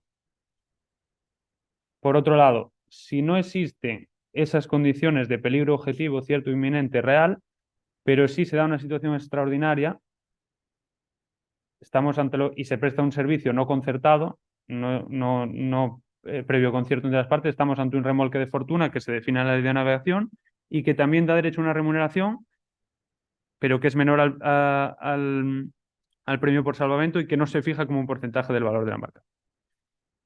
Ejemplos. He traído 3 muy breves, resueltos por el Tribunal Marítimo Central en el año 2019, y que es el primero, una embarcación que no es esta, pero era un Azimut 50, creo que es esta, que sufre una embarrancada y una vía de agua. El buque, la embarcación tiene un valor de 3.600.000 euros y tras sufrir la embarrancada, pues realizan una llamada de emergencia porque les está entrando agua en el barco y se les va a hundir. Un remolcador de Sasemar les asiste y una empresa de servicios submarinos se persona allí y le tapona la vía de agua y en definitiva evita, en cierto modo, que ese buque se vaya al fondo y se pierda. Entonces, ¿cómo califica este servicio, esta asistencia al Tribunal Marítimo Central? Como un salvamento, porque se daban las circunstancias de suficiente entidad para temer por la pérdida del yate. Es decir, la asistencia de estos señores, Sasemar y la empresa de servicios submarinos, ha evitado que este buque vaya a valer cero, se pierda. Por tanto, estos señores tienen derecho a un porcentaje del valor de ese buque, que en este caso se fijó en un 3% para Sasemar, lo cual dio lugar a un premio de 115.000 euros, y para la empresa de servicios submarinos se fijó otro premio concreto. Pero para que veáis que, bueno, este es un ejemplo de los múltiples que ha habido y es uno de los mayores accidentes a los que se exponen los usuarios de las embarcaciones de recreo, y para eso contratan pólizas que normalmente tienen una cláusula en virtud de la cual se cubren esta clase de remuneración, esta clase de premios. Ejemplo sencillo también, un barco que está fondeado, garrea como consecuencia de un temporal y de nuevo en barranca. Se solicitan los servicios de otra empresa de servicios submarinos que lo remolca y lo saca de la embarrancada. En este caso no existía vía de agua, por tanto, el Tribunal Marítimo Central consideró que no existía riesgo de pérdida o graves daños real, objetivo e inminente y por tanto no calificó como salvamento, calificó como remolque de fortuna. ¿Por qué? Porque sin perjuicio de que no se daban los requisitos para el salvamento, sí que estamos ante un servicio de carácter excepcional. Es decir, está un barco embarrancado, se solicita un servicio, se presta y se debe remunerar. ¿Cómo se remuneró? Pues se remuneró con 9.100 euros en este caso. Y el último, caso muy frecuente en la práctica, una embarcación a la deriva sin nadie a bordo, que es bastante habitual como consecuencia de garreos en las anclas, etc. Caso paradigmático que en el 95% de los casos se remunera como salvamento. ¿Por qué? Porque antes o después una embarcación a la deriva sin tripulación acabará sufriendo graves daños o pérdida. Bueno, sigo con los hundimientos. Vale, vamos bien. Bueno, no sé si está muy aburrida la audiencia. Vale. Bueno, pues los hundimientos, ¿qué os voy a contar? Es, si cabe, pues después del abordaje o antes que el abordaje, pues el siniestro más grande que puede existir y más llamativo. Yo quería comentar aquí brevemente, porque es quizá un poco teórico, pero para suavizar voy a acompañar de una sentencia. Voy a explicar lo que se conoce como el régimen del abandono. Vamos a ver, en los seguros marítimos, el asegurado tiene el derecho de elegir entre liquidar su siniestro por avería, que se conoce liquidación por avería, o liquidarlo por abandono. Dicho de otra manera, liquidarlo por avería es, compañía aseguradora, le notifico este siniestro, tengo estos daños, coste de reparación tal, págamelo. Liquidación por abandono, compañía de seguros, este buque, esta embarcación asegurada, es pérdida total. Pérdida total puede ser pérdida total constructiva porque el valor de los daños supera el valor asegurado, pérdida total real ha desaparecido, se ha hundido, o pérdida total presunta. Por ejemplo, no, en la ley de navegación regula en 90 días, no sé nada de ella. En ese caso, y esto es una opción del asegurado, el asegurado puede hacer abandono en favor de la compañía aseguradora y puede decir, compañía aseguradora, quédese usted con los restos de este buque, abandono este buque en su favor y usted págueme el valor asegurado. Es un régimen bastante novedoso, pero que opera en la práctica y que en seguro de buques es muy interesante. ¿Por qué pongo aquí esta sentencia? Porque esta es la primera sentencia en España, que me conste, que entra a analizar estos artículos de navegación, de la ley de navegación que regulan la liquidación por abandono. y este era un supuesto de un buque pesquero, si no me equivoco, que se hundió en el Golfo del Índico, y el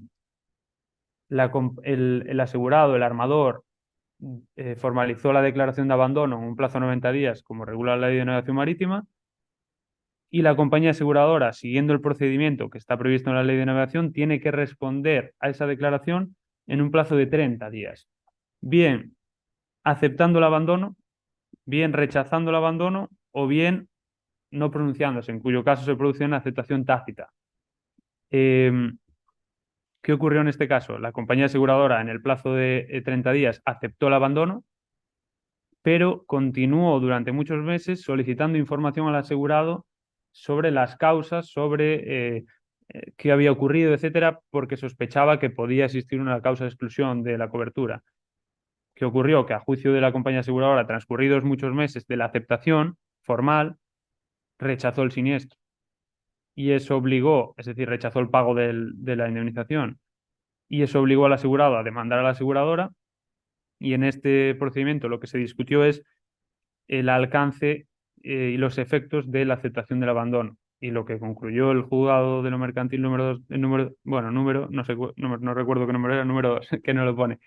Lo que concluyó es que simple y llanamente lo que menciona la Ley de Navegación Marítima, si el asegurador acepta el abandono, esa aceptación tiene dos efectos. Un efecto obligacional, se obliga al pago de la indemnización, y otro efecto de carácter real.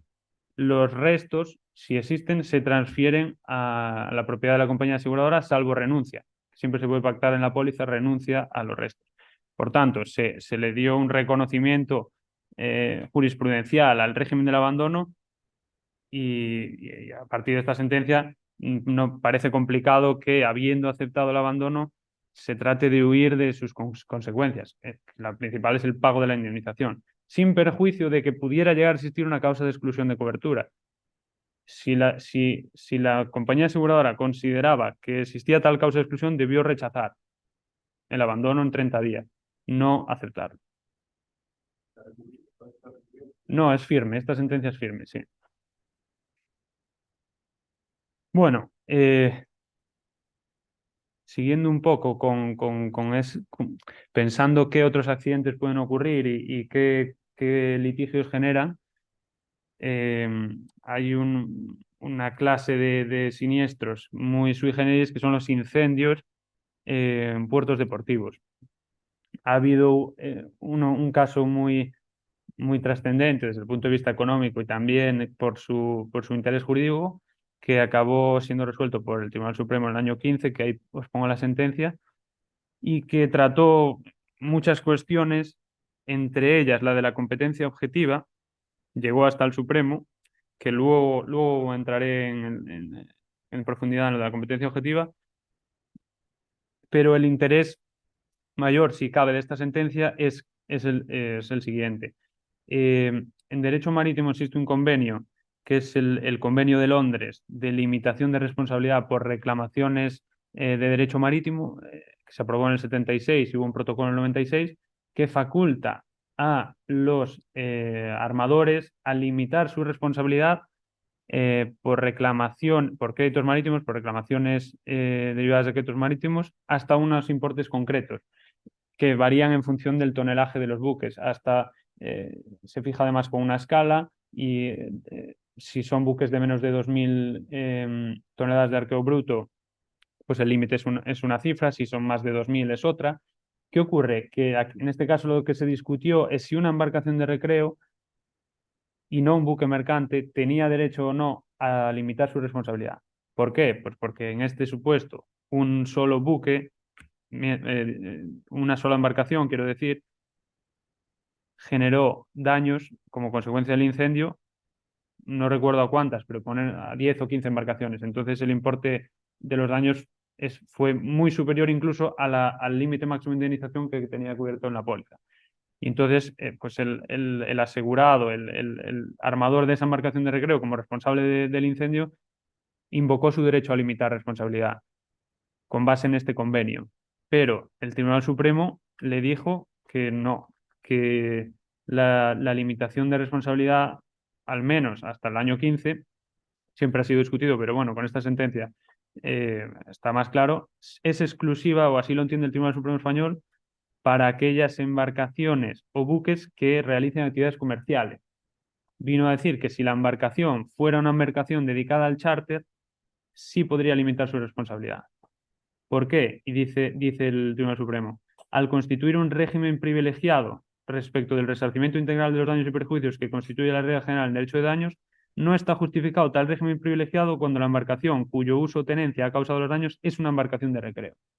Es decir, si el titular de la embarcación y responsable de los daños explota ese bien, sí existe derecho a limitar, por cuanto se entiende que asume unos riesgos extra en comparación con el que la disfruta como forma de recreo, y por tanto solo en ese caso procede limitar responsabilidad. Es discutible, pero es el estado de la cuestión ahora mismo. Y bueno, ahí menciono otra sentencia más sencilla, pero habitual, en la que, con hechos habituales, en este caso era una persona a bordo de una embarcación de recreo en régimen de alquiler, que estaba en la proa de la embarcación, en la parte más hacia la proa, como se suele poner la gente, colgado los pies, vamos, estaba allí tomando el sol, y mientras la embarcación navegaba, como consecuencia de el tránsito de otra embarcación cercana, se generaron una serie de olas que provocaron que esa persona que estaba en el otro barco pues sufriera una serie de lesiones como consecuencia de los golpes y tal. Lesiones de considerable gravedad que acabaron desencadenando una demanda de esa persona contra el armador de la embarcación en la que iba, que era de alquiler, y su propietario. Y pretendía hacerles responsables como consecuencia de los daños. ¿Qué entendió el jugador mercantil de Barcelona? Pues algo que parecía lógico a primera vista, que era que esa persona tenía que satisfacer la carga de la prueba de existencia de culpa o negligencia de la demandada, en este caso del patrón de la embarcación en la que viajaba, y un nexo causal entre esa conducta y los daños. Y el jugador entendió que no existía, por cuanto el principal responsable, si cabe, de esa ola y de la causa de los daños fue un tercero. Y además dejó una frase que es aplicable para otros siniestros, que es la siguiente: cuando la demandante subió a la embarcación, asumió el riesgo inherente a la actividad de navegar.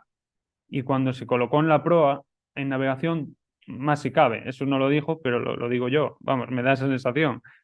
Entonces, bueno, este es otro ejemplo. Competencia objetiva.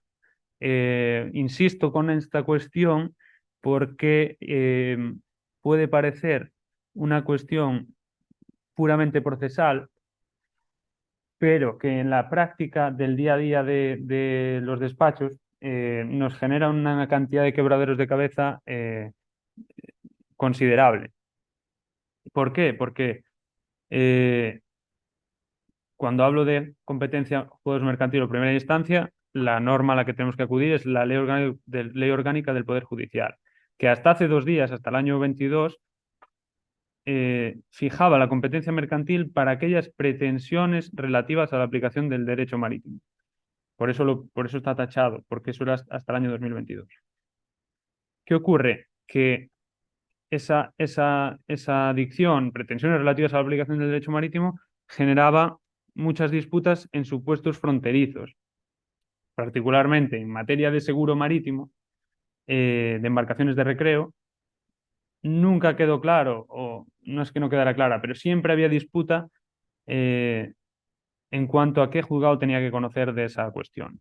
Por ejemplo, si un asegurado demanda a su compañía aseguradora porque no le cubre los daños a un tercero en el marco de la cobertura obligatoria de RC, se discute siempre si estamos en primera instancia o estamos en mercantil. ¿Por qué? Porque a esa acción le aplica con carácter imperativo, no a esa acción, a esa cobertura, que es la obligatoria de responsabilidad civil frente a terceros, le aplica con carácter imperativo la ley de contrato de seguro. nos lo dice la ley de navegación en el 406, nos dice, los seguros obligatorios en embarcaciones dedicadas al deporte o recreo se regirán por lo dispuesto en la ley de contrato de seguro, sin que valga pacto en contrario. Entonces, cuando un asegurado acciona en el marco de dicha cobertura, la obligatoria, está siempre el debate de si es juzgado de primera instancia, porque lo que se aplica es la ley de contrato de seguro y por tanto no es una norma de derecho marítimo, o si es los juzgados de lo mercantil, porque estamos indirectamente, como cuestión de hecho, en una cuestión de derecho marítimo, se van a aplicar normas tangencialmente, al menos, de derecho marítimo, etc. Entonces esto genera un montón de problemas. ¿Cómo lo intento ahí resumir un poco? Que no es exactamente la postura consolidada de la jurisprudencia porque no existe esa postura consolidada. En el seguro de embarcaciones de recreo tenemos dos coberturas esenciales. La obligatoria, que es la que regula el Real Decreto del 99, que obliga a los armadores de embarcaciones de recreo a tener cubierta la responsabilidad civil frente a terceros hasta unos límites. Y luego tenemos la voluntaria de daños propios, es decir, si se daña mi propia embarcación, quiero que me cubras. Esa es la voluntaria. Entonces, como la obligatoria se rige con carácter imperativo por la ley de contrato de seguro, porque así lo dice la ley de navegación, y por tanto las normas que hay que aplicar para resolver el problema son de carácter común, podemos decir, es la ley de contrato de seguro, se suele entender que es competente el juzgado de primera instancia. Ahora bien, si estamos en el marco de la cobertura voluntaria, hay dos opciones, como hay libertad de pacto y libertad de ley aplicable, la compañía y el asegurado, mejor dicho, la compañía puede elegir entre aplicar la ley de contrato de seguro o la ley de navegación marítima a esa póliza. Si la norma que se elige en la ley, en defecto de pacto en la póliza es la ley de contrato de seguro, estamos en la misma situación. Pero si es la ley de navegación, se puede defender perfectamente, y esa es la postura que consideramos correcta, que es cualquier pretensión que se ejercite aplicando esa cobertura es una pretensión relativa a la aplicación del derecho marítimo, porque hay que aplicar la ley de navegación marítima, norma fundamental del derecho marítimo, y por tanto la competencia es mercantil. ¿Qué ocurre? Que en la práctica, pues, además ya sabéis cómo funciona, los que sois abogados, el trámite de declinatoria. Muchas veces es una herramienta para dilatar, para suspender el plazo para contestar, para ganar tiempo. Entonces, cuando estamos en materias que son ciertamente oscuras como esta, pues sirve muchas veces. Y traigo un ejemplo de la Audiencia Provincial de Málaga, que se pronuncia en contra de todo lo que yo he dicho. Por resumir, es una reclamación del asegurado contra su compañía de seguros en el marco de la cobertura voluntaria de daños propios. Es decir, asegurado, me choqué con una roca, compañía, págueme los daños. En la póliza, la norma que resulta de aplicación en defecto de pacto, es decir, en defecto de lo que fijen las cláusulas de la póliza, es la ley de navegación marítima. ¿Cómo resuelve el tema de la competencia objetiva la Audiencia Provincial de Málaga? Viene a decir que pese a ello, la competencia es de los juzgados de primera instancia. Y literalmente dice, el artículo 406 prevé que los seguros obligatorios de tal, ley de contrato de seguro. ¿Qué ocurre? A nuestro juicio, de forma errónea, pero bueno, no seré yo quien vaya a decir nada de la Audiencia Provincial de Málaga, pero realmente la disputa no se produjo en el marco de la cobertura obligatoria de responsabilidad civil, sino en la voluntaria. Y en esa cobertura hay libertad de pacto entre las partes pactaron la ley de navegación marítima y es la norma que resulta de aplicación y como consecuencia de lo cual era competente los juzgados de lo mercantil. Menciono ahí una sentencia del Tribunal Supremo. ¿Por qué? Porque la Audiencia Provincial se basó en esa sentencia, pero no se daban los mismos supuestos de hecho. En esa sentencia del Supremo que se resolvió en favor de la competencia de primera instancia, sí que estábamos en RC obligatoria frente a terceros. De hecho, es el caso del incendio que antes comenté, y las partes habían elegido la ley de contrato seguro, no la ley de navegación marítima. Bueno, y lo último, había dejado el embargo, que también es vamos, yo diría que es lo más apasionante de lo que hacemos, y que intentaré que os resulte de interés, y consiste en lo siguiente. A ver, voy a ver un poco. Sí, O sea, esto ya es un extra, perdona que te interrumpa, bueno, es un extra, sí. porque nos vamos un poco del tema, pero efectivamente era Sí. tan interesante que quedamos en que Sí, es comentaría también breves Jorge. pinceladas. En derecho español, concretamente en la Ley de Navegación Marítima, existe un régimen especial de embargo preventivo. Es decir, más allá de lo que establece la LEC sobre medidas cautelares, embargo de bienes, tenemos un régimen especial que es una regulación que es completa, que quiero decir, es totalmente, es una realidad distinta, sin perjuicio de que para ciertas cuestiones como la vista, la oposición, etcétera, nos remitamos a la LEC. Eh, es una materia que se rige por un convenio internacional, que es el convenio de Ginebra del 99, al que se remite la ley de navegación. La ley de navegación, al regular el embargo, se remite al convenio y en lo no previsto en el convenio tenemos que ir a la ley de navegación. ¿Por qué es un régimen especial? Porque, contrariamente a lo que ocurre con las medidas cautelares de la LEC, se presume el peligro, la apariencia de buen derecho y el peligro de mora procesal. Esos dos requisitos cuya carga de la prueba en sede de medidas cautelares recae sobre el solicitante y son siempre las barreras más complejas de superar para que te conceda una medida cautelar, en embargo preventivo de buques se presumen. Es decir, basta con alegarlas, basta con señalar que conforme a los preceptos de la ley de navegación se presumen y por tanto el juez no puede entrar a valorar si hay apariencia de buen derecho o hay periculum in mora. Además de ello, es un procedimiento inaudita aparte. No se prevé la celebración de una vista como ocurre con las medidas cautelares. Aquí sí que es común el régimen, se exige una caución al solicitante para responder de los daños y perjuicios. ¿Cómo funciona esto en la práctica? Es decir, en España existe un doble régimen en función de si el buque embarcación que se pretenda embargar es o no firmante del convenio del 99. Si no es firmante del convenio, si es firmante del convenio, ese buque embarcación se puede embargar únicamente por los créditos marítimos que se listan en el artículo 1 de ese convenio. Pero si no es firmante del convenio, como puede ser Marruecos, que me suena ahora por un caso reciente, se puede embargar ese barco por cualquier crédito. Es decir, esta empresa me debe este dinero sea por lo que fuere y el acreedor puede instar el embargo preventivo de esta embarcación y en 24 horas o en 48 horas puede inmovilizar esta embarcación o este buque siempre que se encuentre en un puerto español.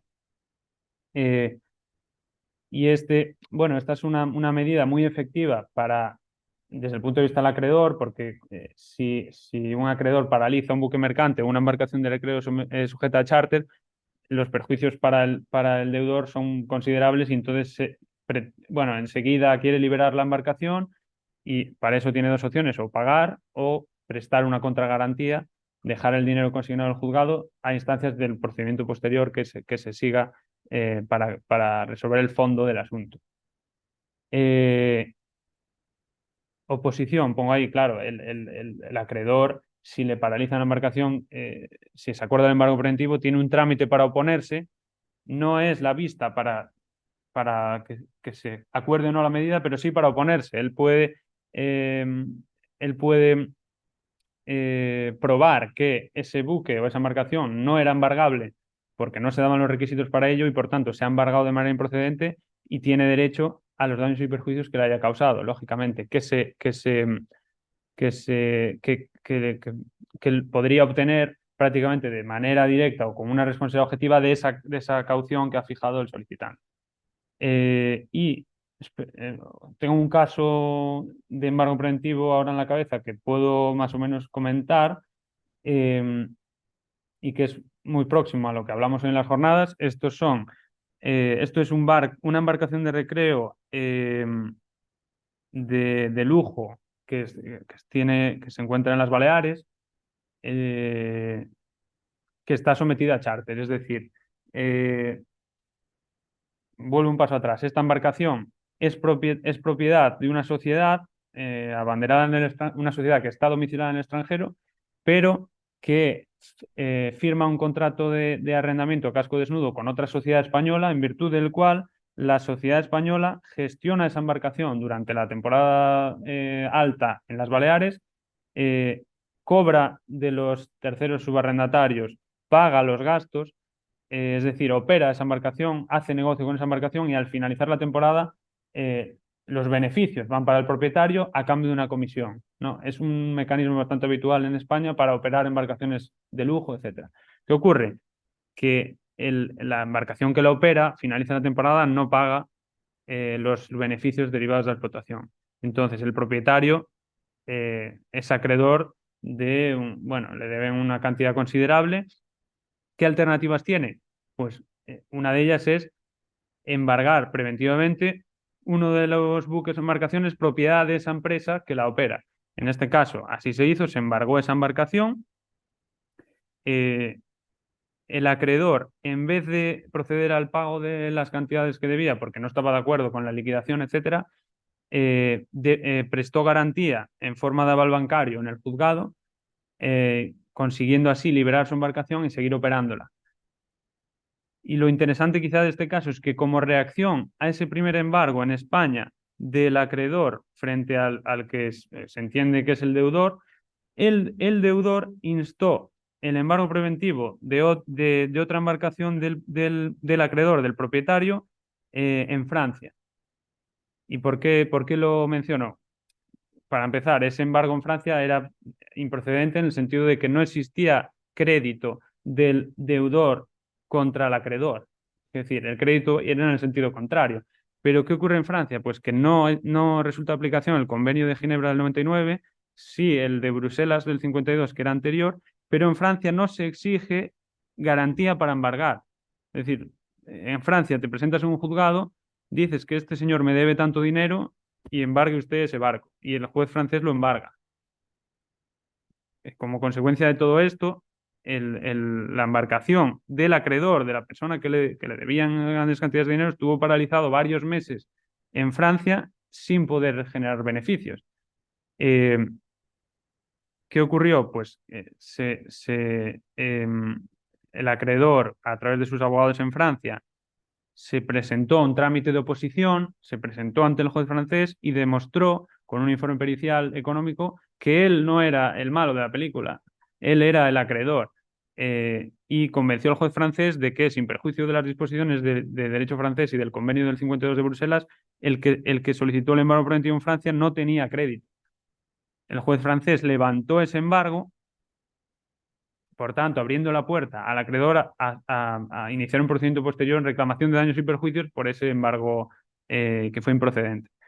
Pero bueno, os quería traer este caso para que veáis que muchas veces cuando existe una entidad, una empresa que es acreedora bueno, es acreedora y que quiere buscar formas de cobrar, la jurisdicción para embargar es muy importante porque el régimen francés es distinto al español, el español es distinto al italiano y muchas veces interesa trasladar el asunto a otra jurisdicción cuando el buque de embarcación se encuentra en ese país para beneficiarse del régimen y hacer un cierto modo un forum shopping para tratar de defender con las mejores garantías a los clientes. Y bueno, yo ya creo que ya hablé suficiente, ya os di mucha chapa. Al contrario, yo creo que te mereces un aplauso, los dos merecido aplauso grande,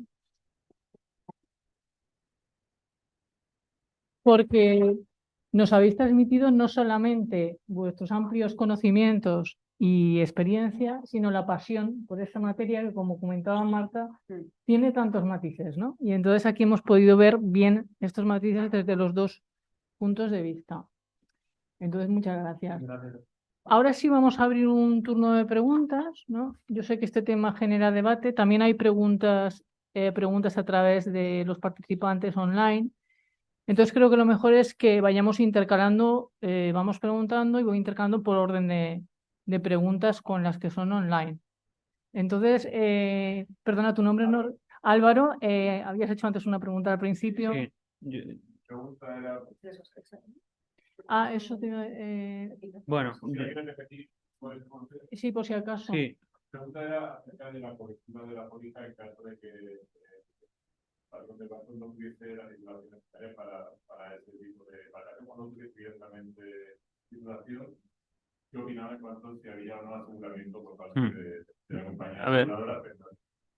Vale. A ver, sin perjuicio, Marta, de que completes o yo te doy la visión jurídica hasta donde yo puedo llegar, que además es un tema bastante complejo porque, bueno, todos conocemos la problemática de las cláusulas delimitadoras y las limitativas, la discusión tradicional.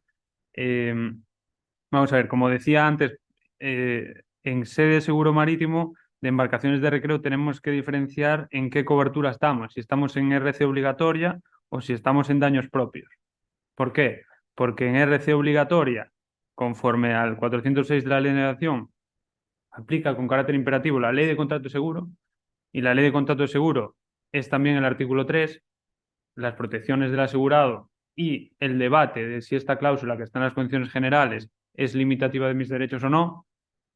Hasta ahí esa problemática va a existir, es decir, si la reclamación es porque el asegurado ha causado un abordaje a un tercero y la compañía no le paga esa cantidad, estamos en sede de RC obligatoria, estamos en cobertura obligatoria y el asegurado puede tratar de discutir que esa cláusula, conforme a la cual le excluyen cobertura, es limitativa. Puede ocurrir. Es debatible, como todas las cláusulas limitativas y delimitadoras. ¿Qué pasa? Que si estamos en daños propios y es, no, compañía, el siniestro que no me estás cubriendo es que se me ha hundido la embarcación, pues ahí ya no estamos en ley de contrato de seguro con carácter imperativo. Ahí, de hecho, teóricamente estamos ante un seguro de grandes riesgos, porque el seguro marítimo es de grandes riesgos con la excepción del seguro obligatorio de embarcaciones de recreo, ley de contrato de seguro. Si estamos en grandes riesgos, libertad de ley aplicable, libertad de pacto, la compañía puede tratar de oponer la exclusión sobre la base de que no aplican las protecciones del artículo 3 de la ley de contrato de seguro. Eso es un poco la respuesta que yo te puedo dar, pero vamos, se puede defender una cosa y la contraria. Por eso quería traer a los futuros. Sí, sí, Como buen abogado, ¿no? Jorge, por supuesto. capacidad para ello.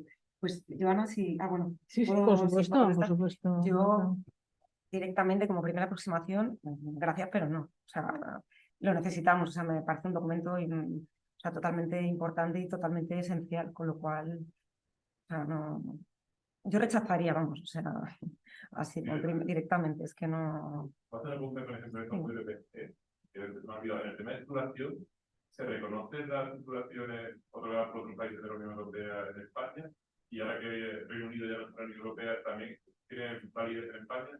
Entonces, si ya puedo enlazar con la anterior pregunta, ya lo No te preocupes. Yo lo único que estoy preocupada por si no se oye online la sí, pregunta, José, ¿no? Es que no Entonces, sabes ¿acaso? las situaciones conseguidas en los países valen para poder aquí.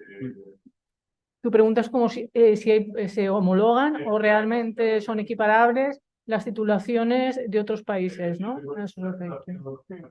Puedo venir a España y llevar aquí una embarcación o no.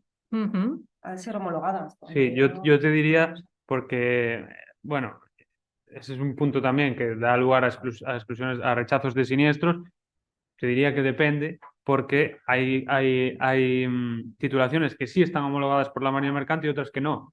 Y hay muchos títulos.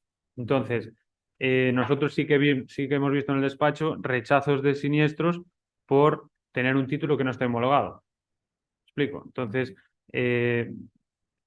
simplemente hay que consultar en Marina Mercante, ¿este título está homologado, sí o no? Si sí está homologado, tiene título, si no, no. Hay que hacer una actuación para Claro, homologar claro. esto. Sí, sí, sí. No es per se con todo, la reconocimiento. Y disculpad por completar, porque antes el compañero creo que se refirió a acciones directas, ¿no? Contra compañías aseguradoras por terceros, que no es lo que yo he hablado en el marco de la póliza de cobertura obligatoria o cobertura voluntaria, y efectivamente estoy de acuerdo con él en que la aseguradora del causante no puede poner al perjudicado una excepción personal, como sería el dolo del patrón o la negligencia grave en la navegación, no tener título, etc. Es un principio, sería una excepción personal, no excepción objetiva, que sí puede intentar oponerle y por tanto, en principio, conforme al 76 de la Ley de Contrato Seguro y la jurisprudencia del Supremo, no podría escaparse porque el patrón del asegurado causante no tenía título, en principio, pero bueno. Una vez que paguen, pueden repetir. Bueno, ahí ya me pillas. Eso pueden repetir, pero no contra su propio asegurado. Contra su propio asegurado, tengo entendido que no, pero bueno, ahí tengo entendido que no, me puedo equivocar, me puedo equivocar. Puede ser que sí, pero Voy a hacer un podría ser, ¿eh? spoiler porque tenemos prevista una jornada sobre la acción directa, en este caso sobre la acción directa y los P&I Clubs para diciembre. Entonces, para ya tenerlo en cuenta. Vale, pues yo voy a hacer una pregunta de las que hay online. Hay dos preguntas que yo creo que son para Marta y que pueden ser motivo de debate. Entonces, la primera dice, el inicio de la pregunta es, ¿las aseguradoras tienen que revisar las embarcaciones antes de vender las pólizas? Y continúa, cuando el titular de la póliza da parte inmediatamente del siniestro y la compañía tarda un mes aproximadamente en su revisión y por hundimiento de la nave y haber tenido que reflotarla, ¿puede después la compañía aseguradora alegar que se ha agravado el daño y deteriorado la embarcación sin haber dado instrucciones ninguna al respecto y haber tenido que sufragar todos los gastos de los buzos, localizar los mismos? ¿No tiene obligación la compañía aseguradora de prestar dichos servicios o dar las indicaciones al respecto? Ahí lo dejo, Marta. Wow, abrimos melón, venga. Exactamente. Entonces, Vamos con ello. es una pregunta que genera un debate. Mm. Y aprovecho ya, si te parece, y consideras, porque creo que la siguiente también tiene ese tipo de matiz, ¿no? No existe distorsión a la hora de identificar el criterio de interpretación prevalente cuando se incluyen cláusulas, a ver qué se me ha ido, inglesas en pólizas españolas. ¿Qué criterio de interpretación prevalece, el teleológico o el literal, que es preferente en derecho inglés? Entonces, las dos cosas... Dividimos y venceremos. Exactamente. Vamos por partes. La primera, Ana. La primera era la de deben las compañías revisar Sí, vale, la previamente revisión, las exacto, pólizas. la inspección inicial. Bueno, como podréis imaginaros, hemos tenido pues, bueno, reuniones internas de equipo, pues bastante, porque bueno, históricamente el departamento de suscripción y el de siniestros, normalmente en casi todas las compañías estaban unidos. Luego se optó por, bueno, son quizá modas, por unificar el departamento de siniestros, dependiendo de, bueno, de la línea de negocio, RC, D&O, en fin, etcétera, y suscripción aparte, ¿no? Pero normalmente estaban inicialmente de la mano, que a no deber pues tiene muchas ventajas, ¿no? El sentarte con tu compañero al lado y saber que estamos suscribiendo para luego no evitarnos, ¿no? Problemas y anticiparnos a que la cosa pues, se pueda enquistar. Qué duda cabe que una inspección previa de una embarcación o de un buque que lo amerite, ¿no? Pues una embarcación sencilla quizá no da como para ese desplazamiento, ese gasto, ese coste. Pero en embarcaciones de yates, pues bueno, megayates que hemos tenido, realmente te apetece, ¿no? Que exista esa inspección inicial porque te va a ayudar mucho en el esclarecimiento luego posterior del siniestro. Pero muchas veces no lo tenemos. O sea, muchas veces, pues bueno, no sé, por agilidad, por dar el servicio inmediatamente, por evitar costes, en fin, pues un poco el día a día es que no hay esa inspección inicial y bueno, es que el mundo ideal es una cosa y al final lo que te encuentras es otra, ¿no? Yo creo que tendríamos pues bueno, mucha más luz en cuanto a pues, bueno, distinguir, ¿no? Pero pocas veces, o sea, no sé, imaginaos, ahora me estoy acordando pues en flotas muy concretas, ¿no? Igual, pues, yo qué sé, una gran compañía de remolcadores española, por ejemplo, pues ahí sí que puedes tener, pero normalmente no, normalmente no. Y a mí me encantaría, porque claro, te ayuda, ¿no? Te facilita el camino, pero el día a día no te da para que haya esas inspecciones. Y el concepto de falta de mantenimiento cuando, por Qué amplio es, ¿verdad? Claro. Hemos llevado un asunto y la falta de mantenimiento, un barco se nos vio atracado después de salir de una inspección de una náutica, ¿no? Entonces, la náutica le da el visto bueno, sale a navegar, realiza la travesía, llega a puerto, lo atraca y por la mañana al día siguiente el barco está hundido. Entonces, el perito se da cuenta a la compañía de toda la historia, se reflota y el perito tarda, creo que cerca de un mes y pico, en ir a ver el barco, se le indica con la compañía que no lo toque, claro, el barco ha sido sacado del agua, después de un mes y medio, pues el barco está. Entonces, la compañía rechaza el siniestro por una falta de, una de las causas que dice, es una falta de mantenimiento y que no se ha llevado a cabo por parte del propietario la diligencia necesaria para, entonces, eso es defendible. Ya, choca un poco, ¿no? Con esa inspección que estaba ya superada, ¿no? Y recién, que choca un poco, sorprende, claro, el criterio. Entonces, Es que no. ha rechazado el cine. Mío no es, ¿eh? Ah, vale, vale. De tu Porque- compañera, no de la anterior. De anterior. Madre mía. Pues, bueno, es que claro, habría que analizar un poco más, claro, en profundidad cada detalle, pero el mantenimiento, Durante, y bueno, durante supongo que sí, claro, pero y después que pasa el siniestro, porque a lo mejor claro, si el complica. propietario hubiera llevado a cabo una serie de reparaciones o a lo mejor ya el daño no se percibe el daño. Claro, de la misma. Lo que De sí la que me misma sorprendió, manera. Mercedes, es que acuda tan tarde el perito. O sea, eso normalmente, Pues ya tarda. o sea, la agilidad es crucial. O sea, Además, no nos sirve que sea. de peritos marítimos y ponen una serie de pautas cómo deben actuar y los plazos desde que aceptan o se le encarga el siniestro son plazos muy cortos. Yo creo para evitar. Claro, claro, porque súper importante ser, vamos, acelerarlo todo lo máximo posible, ¿no? Me sorprende, la verdad. Ese tiempo tan. Claro, porque es oro, ¿no? Ese tiempo Claro. te puede dar un poco la solución a lo que ha pasado y la verdad, ¿no? De alguna manera, de lo que la verdad parece ser. Yo, si me permitís completar un punto que dijo Marta, que el tema de la inspección previa antes de asegurar, para los teóricos del derecho, pues sería ideal. Dice Marta que no es práctico en el día a día. Por supuesto que no lo es. Costes que no son Nosotros rentables. siempre decimos, oye, ¿y por qué este buque mercante que estaba asegurado en tantos millones de euros no lo inspeccionó previamente la compañía? Se hubiera dado cuenta de que el valor que fijó en la póliza era muy superior del valor que tenía el barco. Pero bueno, es todo un equilibrio complicado entre suscripción, siniestros, etcétera, como decía Marta.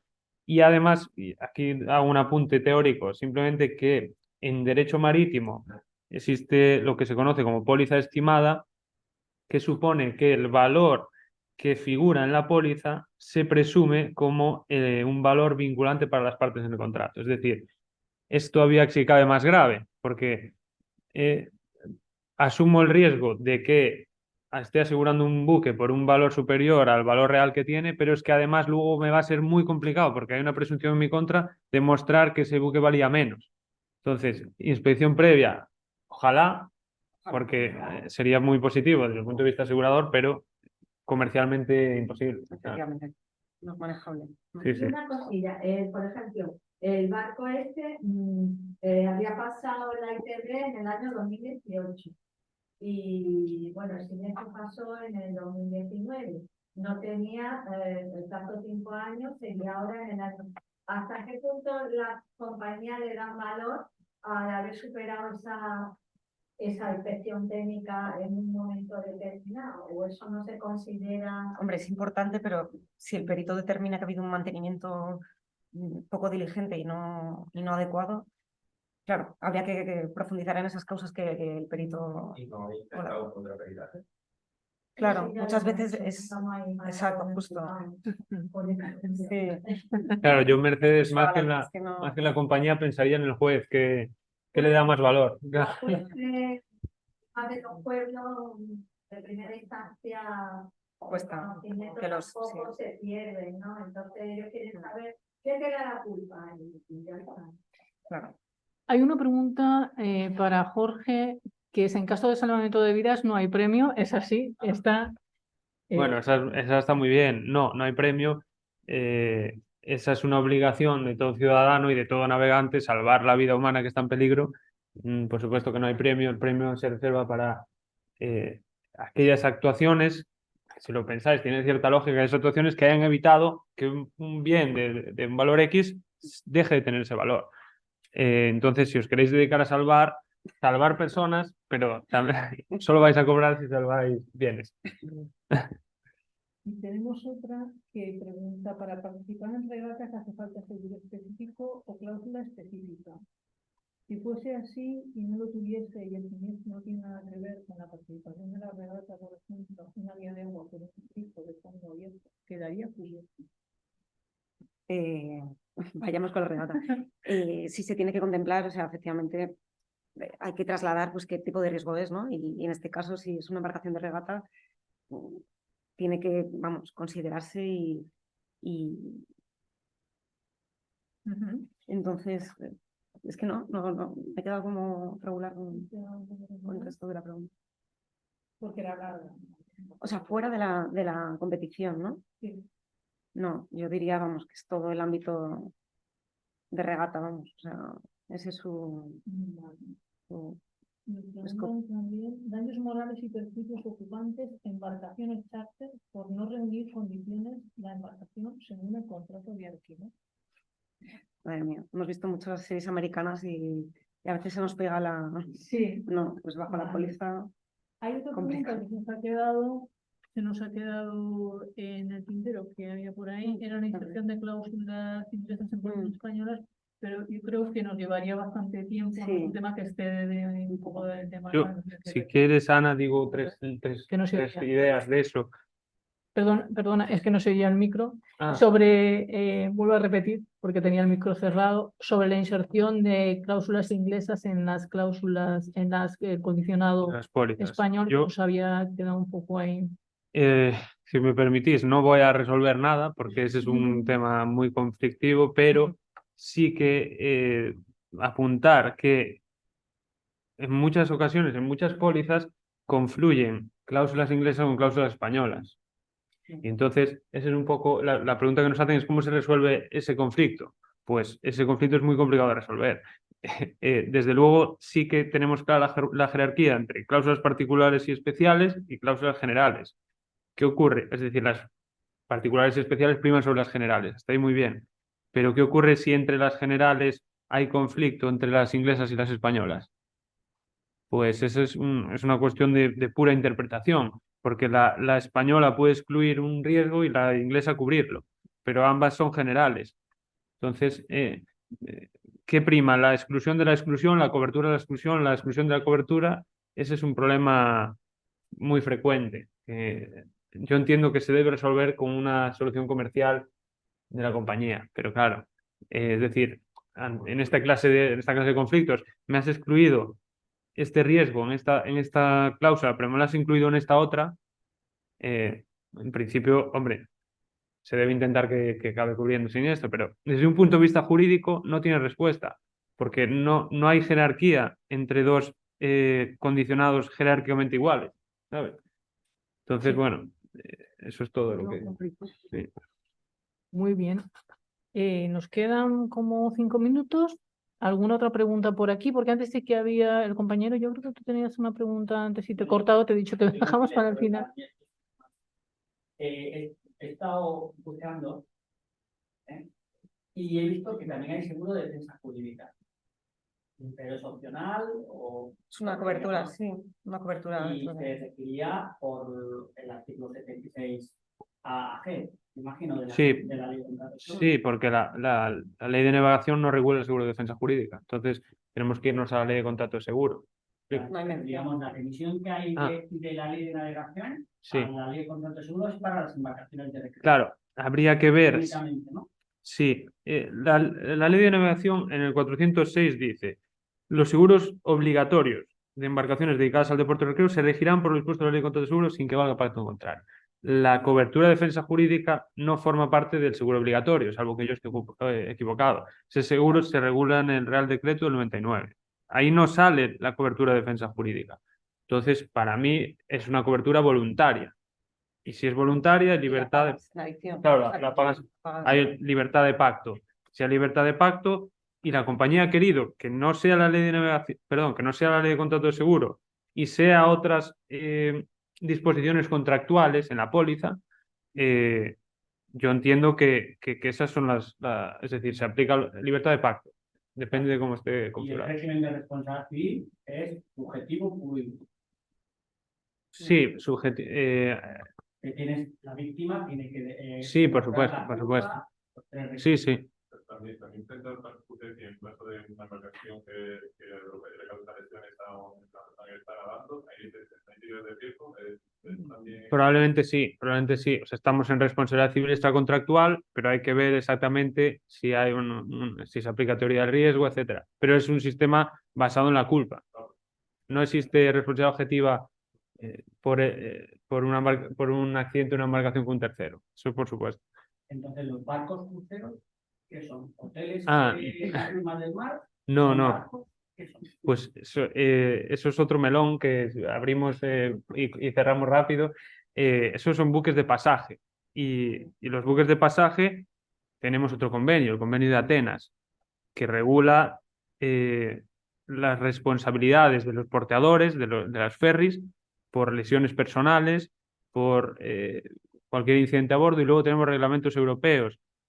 Se me pierde la maleta, llega tarde, como hay con los aviones. Y el régimen jurídico de responsabilidad del porteador por lesiones de los ocupantes de los ferries es otra cuestión totalmente distinta. Depende si la lesión está relacionada con un suceso de la navegación, por ejemplo, si el barco se hunde y el pasajero tiene una lesión, responsabilidad objetiva. Pero si el suceso no es relacionado con la navegación, por ejemplo, el pasajero resbala mientras está en la piscina, responsabilidad subjetiva con carga a la prueba del pasajero. Es un poco el régimen en los cruceros. Si yo tengo una lesión por un suceso de la navegación, el ferry aborda a otro, el ferry se hunde, el ferry tal, responsabilidad objetiva, yo no tengo que probar nada. Pero si yo me caigo, que son casos muy habituales, yo me caigo, yo me tropiezo, En el teatro. en el teatro, Te veo un tema del teatro. el teatro está fuera del derecho marítimo, entonces ahí ya...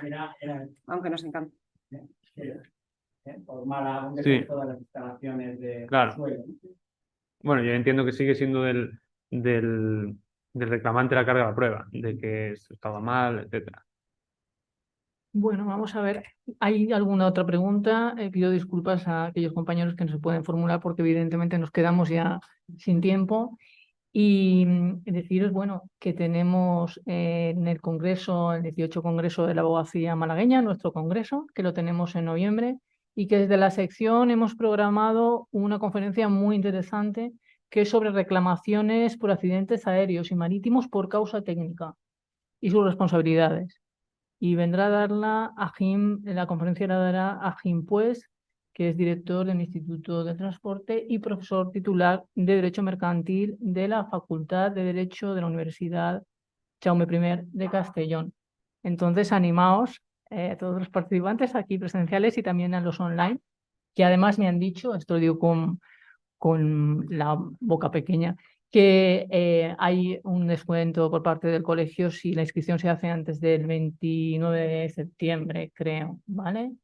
Entonces, pues bueno, efectivamente vamos a animaros a todos. No me queda más que decir que muchísimas gracias a los dos ponentes por venir aquí hasta Málaga, Gracias a a ti, nuestro Ana. colegio, y por supuesto a todos vosotros que habéis estado asistiendo. Muchas gracias.